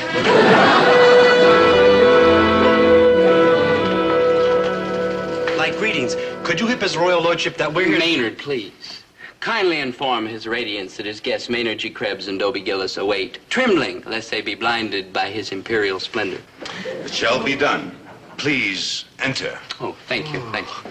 Hey, Dobe, where's he learn all that bowing and imperial splendor and his radiance and all like that? I've been studying up on it. Yeah, you never know when you might meet Grace Kelly or Duke Snyder. I am Mr. Huggins of Washington. This is Mr. Hargrove. Which one is Driggs? Krebs, Maynard G. Oh, excellent. A fine young man like you is certain to make a favorable impression. Hold it a minute, Dad. I'm Maynard G. Krebs. Yeah. We could always say he got stuck in the elevator and couldn't make it. Oh, dear. Well, what are we worrying about? I'm sure when this young man realizes the seriousness of the situation, he'll be a credit to his country. Besides, he's already been announced. Perhaps we should fill them in before they meet the Wazir. Wazir? Yes, Prince Dumafon's Chief of Staff, Prime Minister, and aide-de-camp. Ooh, 3 Wazirs. Prince Dumafon is busy on a sociological survey of American culture. His Excellency, the Grand Wazir, will make the presentation. They've come to this country to sign an oil treaty, and frankly, the affair has reached a critical stage. His Excellency, the Grand Wazir of Imbodia, Abdul Ali Hakim. Your Excellency. The ceremonial Grisak. God bless you. Immediately. At once, O noble Wazir. It was considered grave insult to my country when Sacred Lion was allowed to escape. However, brave boy, wipe out insult and shall be rewarded. Now, which one of you brave boys found Lion? A young Driggs here. Krebs. Like hi, Waz. This is my good buddy, Dobie. He helped, too. He's good. Step forward, both of you. First, we drink a toast to His Imperial Radiance, Prince Dumifan, Pearl of the Orient, Avenger of the East. Well, I'm sorry, sir, but my father doesn't allow me to drink alcoholic beverages. Mine neither. Oh, it's not alcohol. It's native drink of Imbodia. Grisak, what you would call milk. Oh, Is good, honest goat's milk, slightly aged for flavor. Now, great boy, I give you highest honor of Imbodia, Order of Golden Dipper.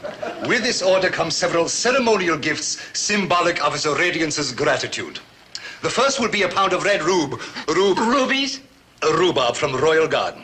Also a box of emeralds. Envelopes and stationery from Royal Stationery Store. And finally, we'll be given 1 dozen very large we know, diapers from Royal Diapers. No, diamonds. Diamonds? Yes, as soon as they are discovered in Imbodia. So far, we have been digging for 900 years. No luck, but very shortly. Congratulations, my boy. We shall meet again tomorrow at the zoo, at which time His Imperial Radiance shall present Sacred Lion to your city. That is, of course, if no one allows Lion to escape, in which case, no presentation, no oil treaty, No, nothing. Well, I'm sure there'll be no further trouble with the lion, Your Excellency. This better not be. Wait, almost forgot. Is one more gift that comes along with odor of Golden Dipper. Most important of all. I knew it. He was saving it for last. Whoever holds order of Golden Dipper, entitled to all free, slightly aged for flavor, goat's milk he can drink. Forever. God bless you.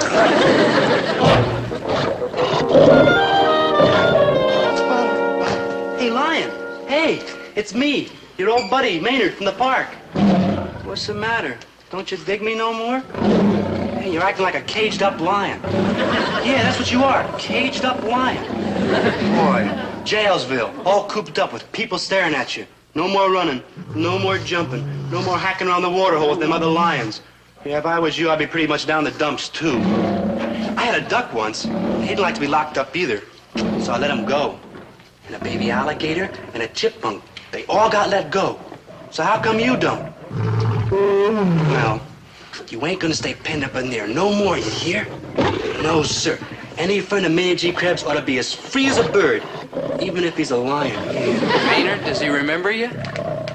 I think he's like trying to forget me. Oh. Hey, Dope, I got an idea. I don't like it. You haven't even heard it yet. I don't have to. I know your ideas. No, listen, have you ever thought about having a little pet? You know, that woman could like go partners on? What kind of a pet? Oh, you know, like a little dog or a cat or a chipmunk or a duck. Or a lion? Good thinking. Yeah, if you want a lion for a pet, you can keep him in my room. My folks have been up there for years. Maynard, people just don't go around stealing lions, especially when they're gifts from the Prince of Embodia. But he's such a very unhappy lion all scrunched up in that little bitty cage. Maynard, that's an absurd, impossible, fantastic, ridiculous notion. Dope, don't be bashful. Just come right out and say you don't like it. I don't like it. You don't? No. Maynard, please. Just forget about the lion, okay? Okay. Okay, yeah. Hey, Dope, can I borrow your father's truck tonight? What for? It's like an emergency. An emergency? My hi-fi's broke. Oh, yeah, sure, Maynard. The key's under the floor mat. Thanks, Dope. You're like a real human being. Yeah. Thank you, Maynard.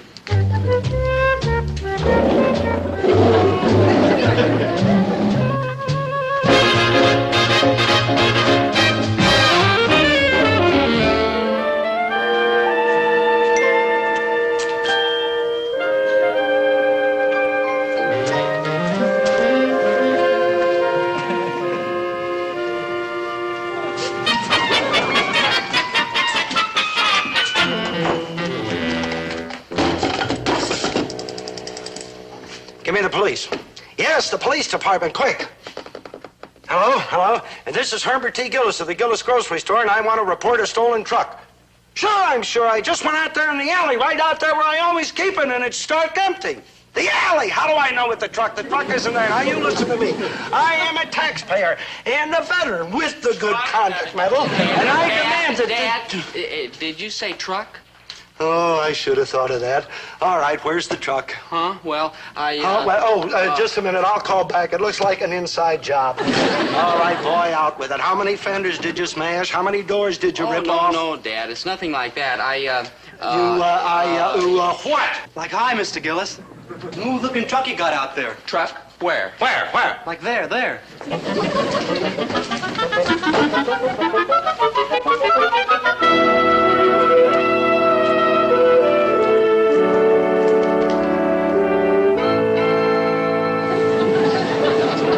Where have you been with the truck? You almost got me into trouble. I got a confession, Dope. My hi-fi's all right. At least it was last night. It's kind of squashed now. Squashed? Yeah, just where the lion sat on it. The lion? Yeah, my room was a little crowded, so I kind of had to change plans. Maynard. Yeah, me and the lion, we've been driving around all night. Maynard, let me get this straight. You mean the lion in the truck?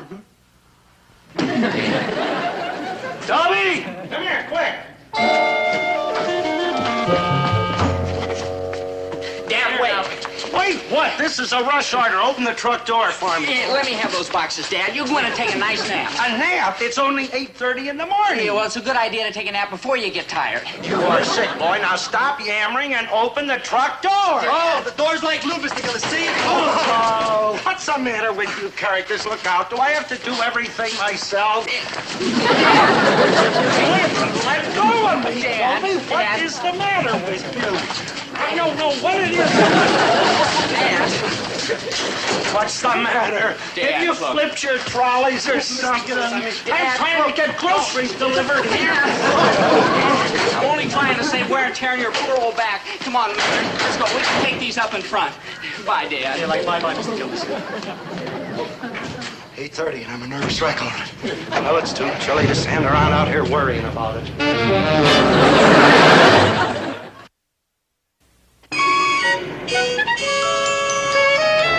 Come on, Maynard.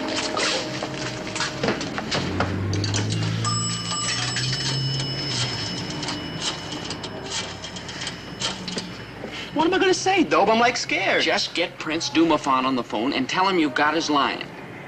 They're ringing. Just confess the whole thing. Calmly. Confess the whole thing calmly. Yeah, you'll be all right. I'll confess the whole thing calmly. I'll be all right. Yeah. Calmly. Calmly. I'll be all right. Hello?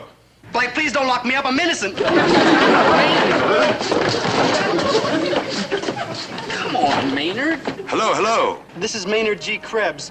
Ah, yes, Mr. Krebs. What can I do for you? Asked to speak to his radiance. Could I speak to his radiator? Maynard, radiance. Radiance. I'm sorry, Mr. Krebs. His radiance is still busy with his sociological survey. May I be of service? Could I speak to the wazir then? His Excellency the Wazir will not return until noon. He is out walking the royal poodles. I'll phone back like later. He won't be back till noon. Oh. Your truck? Oh, yeah. Well, get it out of here.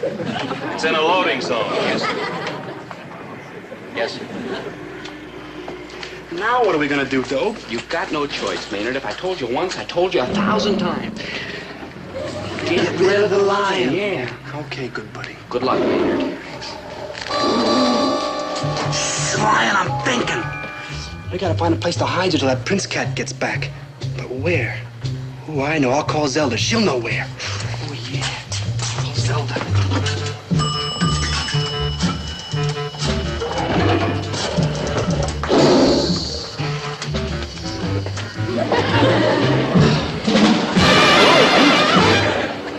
Hi, man. What's the scene? Like, hi, Riff. What were you doing in that phone booth? That's no phone booth. That's like the front door to our far-out coffee house. The inside at the outside? What else? Man, like it's pretty small, Riff. Dig. Oh, crazy. Get the picture. You got creditors? You gotta play it cool? Be my guest. Yeah, well, I got like our friend along, Riff. Cuckoo. Any chum of yours will never be left outside at the inside of the outside. Well, maybe I shouldn't mention this, but my friend's like a lion, you know? Look, man, I don't care what he does for a living. Just so long as he's a cat. Crazy.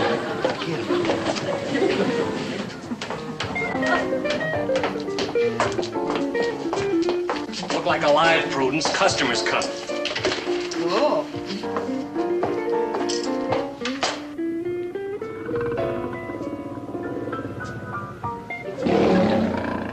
Table for two? Man, this caffeine scene's a profound gas. Table for two, huh?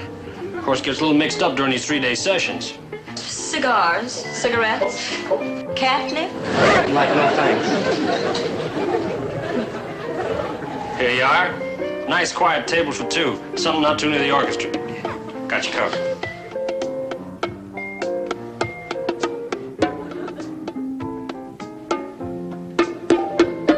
How's this? Nice, quiet deuce.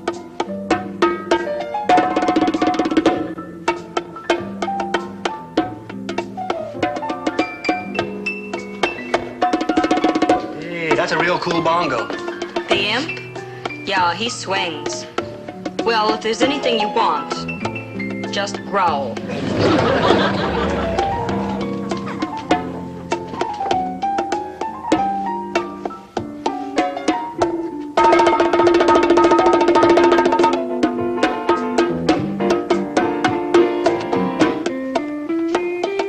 See, Lion? We're home free.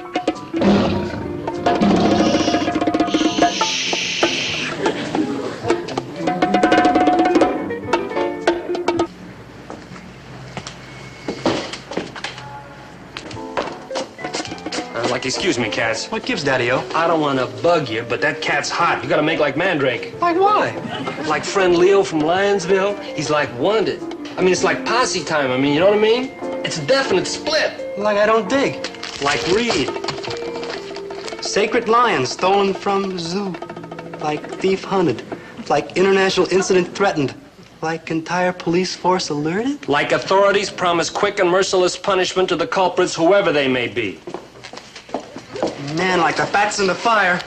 Yeah, and the fuzz is in the foyer. Police! The boy's in blue. Rip, is there no way out of this pad? Oh, you cats cool it. We'll like head them off at the pass. Come on, Tonto. All right, who left that delivery truck out there? Like what delivery truck? Cigars, cigarettes. No, thank you. The one in the alley. Like what alley? Like the alley outside. Oh, man. This is the inside at the outside. We ain't got no outside here at the inside at the outside. Like man, no. Like out of my way. You with the furry chin. Me, sir? What's your name? My name, sir? Yeah, your name. What's the matter with you? Me, sir? Nothing, sir. Well, then sit up, boy, and tell me your name. Krebs, sir. Maynard G, sir. Is that your truck outside? Yes, sir. Well, you're gonna get yourself a little parking ticket, Krebs. Ordinance 208. Illegal overtime parking in a 5-minute loading zone. You delivery boys have been getting away with murder. You think all we got to do is... Hey!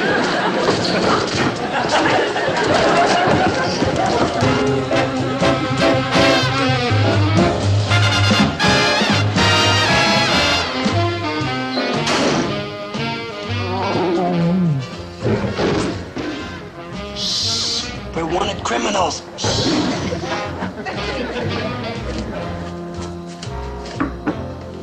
Oh, hi, Maynard. What did the prince say when you gave his lion back to him? Well, not much, though.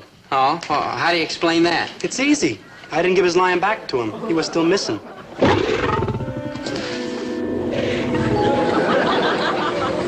Maynard, get him out of here! Why, is your father around? No, we went to a lodge meeting, but we can't keep that animal in here. Sure we can. He's got a very small appetite for a lion. Maynard, enough is enough! Now, we...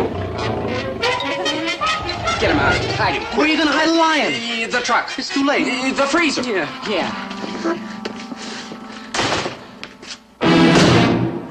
That's a pretty picture. Yeah, just doing a little dusting. Well, Dad. it's dustier down here. Get a broom, why don't you? Dad, I thought you went to an important lodge meeting. It was a very short meeting. Some lunkhead forgot to bring the cards. Oh, Dad. Get out of my way. Anything I get you, Mr. Gillis? Yes, there's something you can get me. You can get out of my way. Dad. Down at the meeting, I meet this Ogilvy, the meat packer, and I'm going to take some of that third-grade meat he's been palming off on me and shove it down his throat. Meat? Like in the freezer? Well, it ain't like in a vegetable bin. Get out of my way. Dad, What's the matter with you?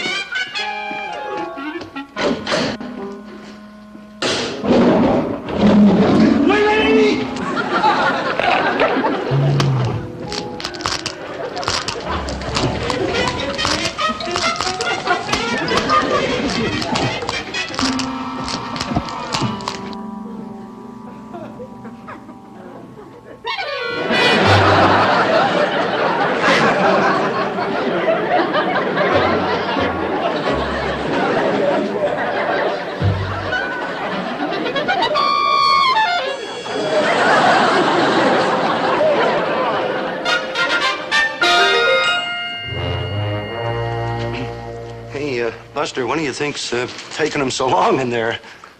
His Radiance has been doing extensive sociological research during his trip. He has just returned to the hotel. Well, I hope they don't go too hard on him. After all, you know, they're not bad boys. That is, they're not bad boys. Yeah, but they're no Paul Reveres either. You realize these boys have just ruined a treaty that we've worked on for 5 years? Well, what do you think they'll do to him? That's for his Imperial Radiance to decide. It's his lion. They don't call him Prince Dumathon the Avenger for nothing.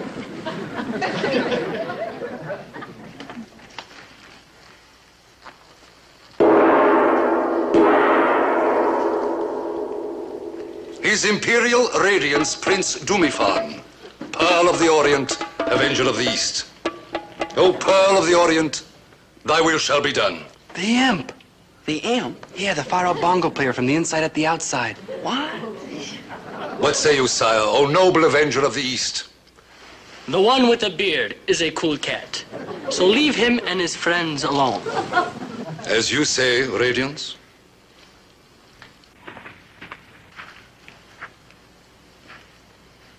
Oh, yes. While we're at it, we might as well sign that old oil treaty, too. Your wish is my command, Radiance. Like Ooba-Ba-Doo and Ooba-Ba-Dee. I played it cool with you, like, nah, man, don't cop out on me, huh?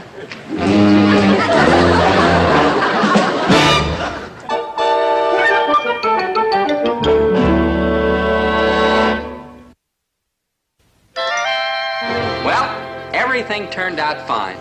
The lion, well, he's on his way back to Embodia. The imp, that is, his Imperial Radiance, promised Maynard they'd let the lion loose in his own jungle. The Washington boys, well, they got their oil contract. Me? I got the keys to the truck taken away from me for letting Maynard use it. And Maynard, what did he get? Well, he got a liking for goat's milk, slightly aged for flavor.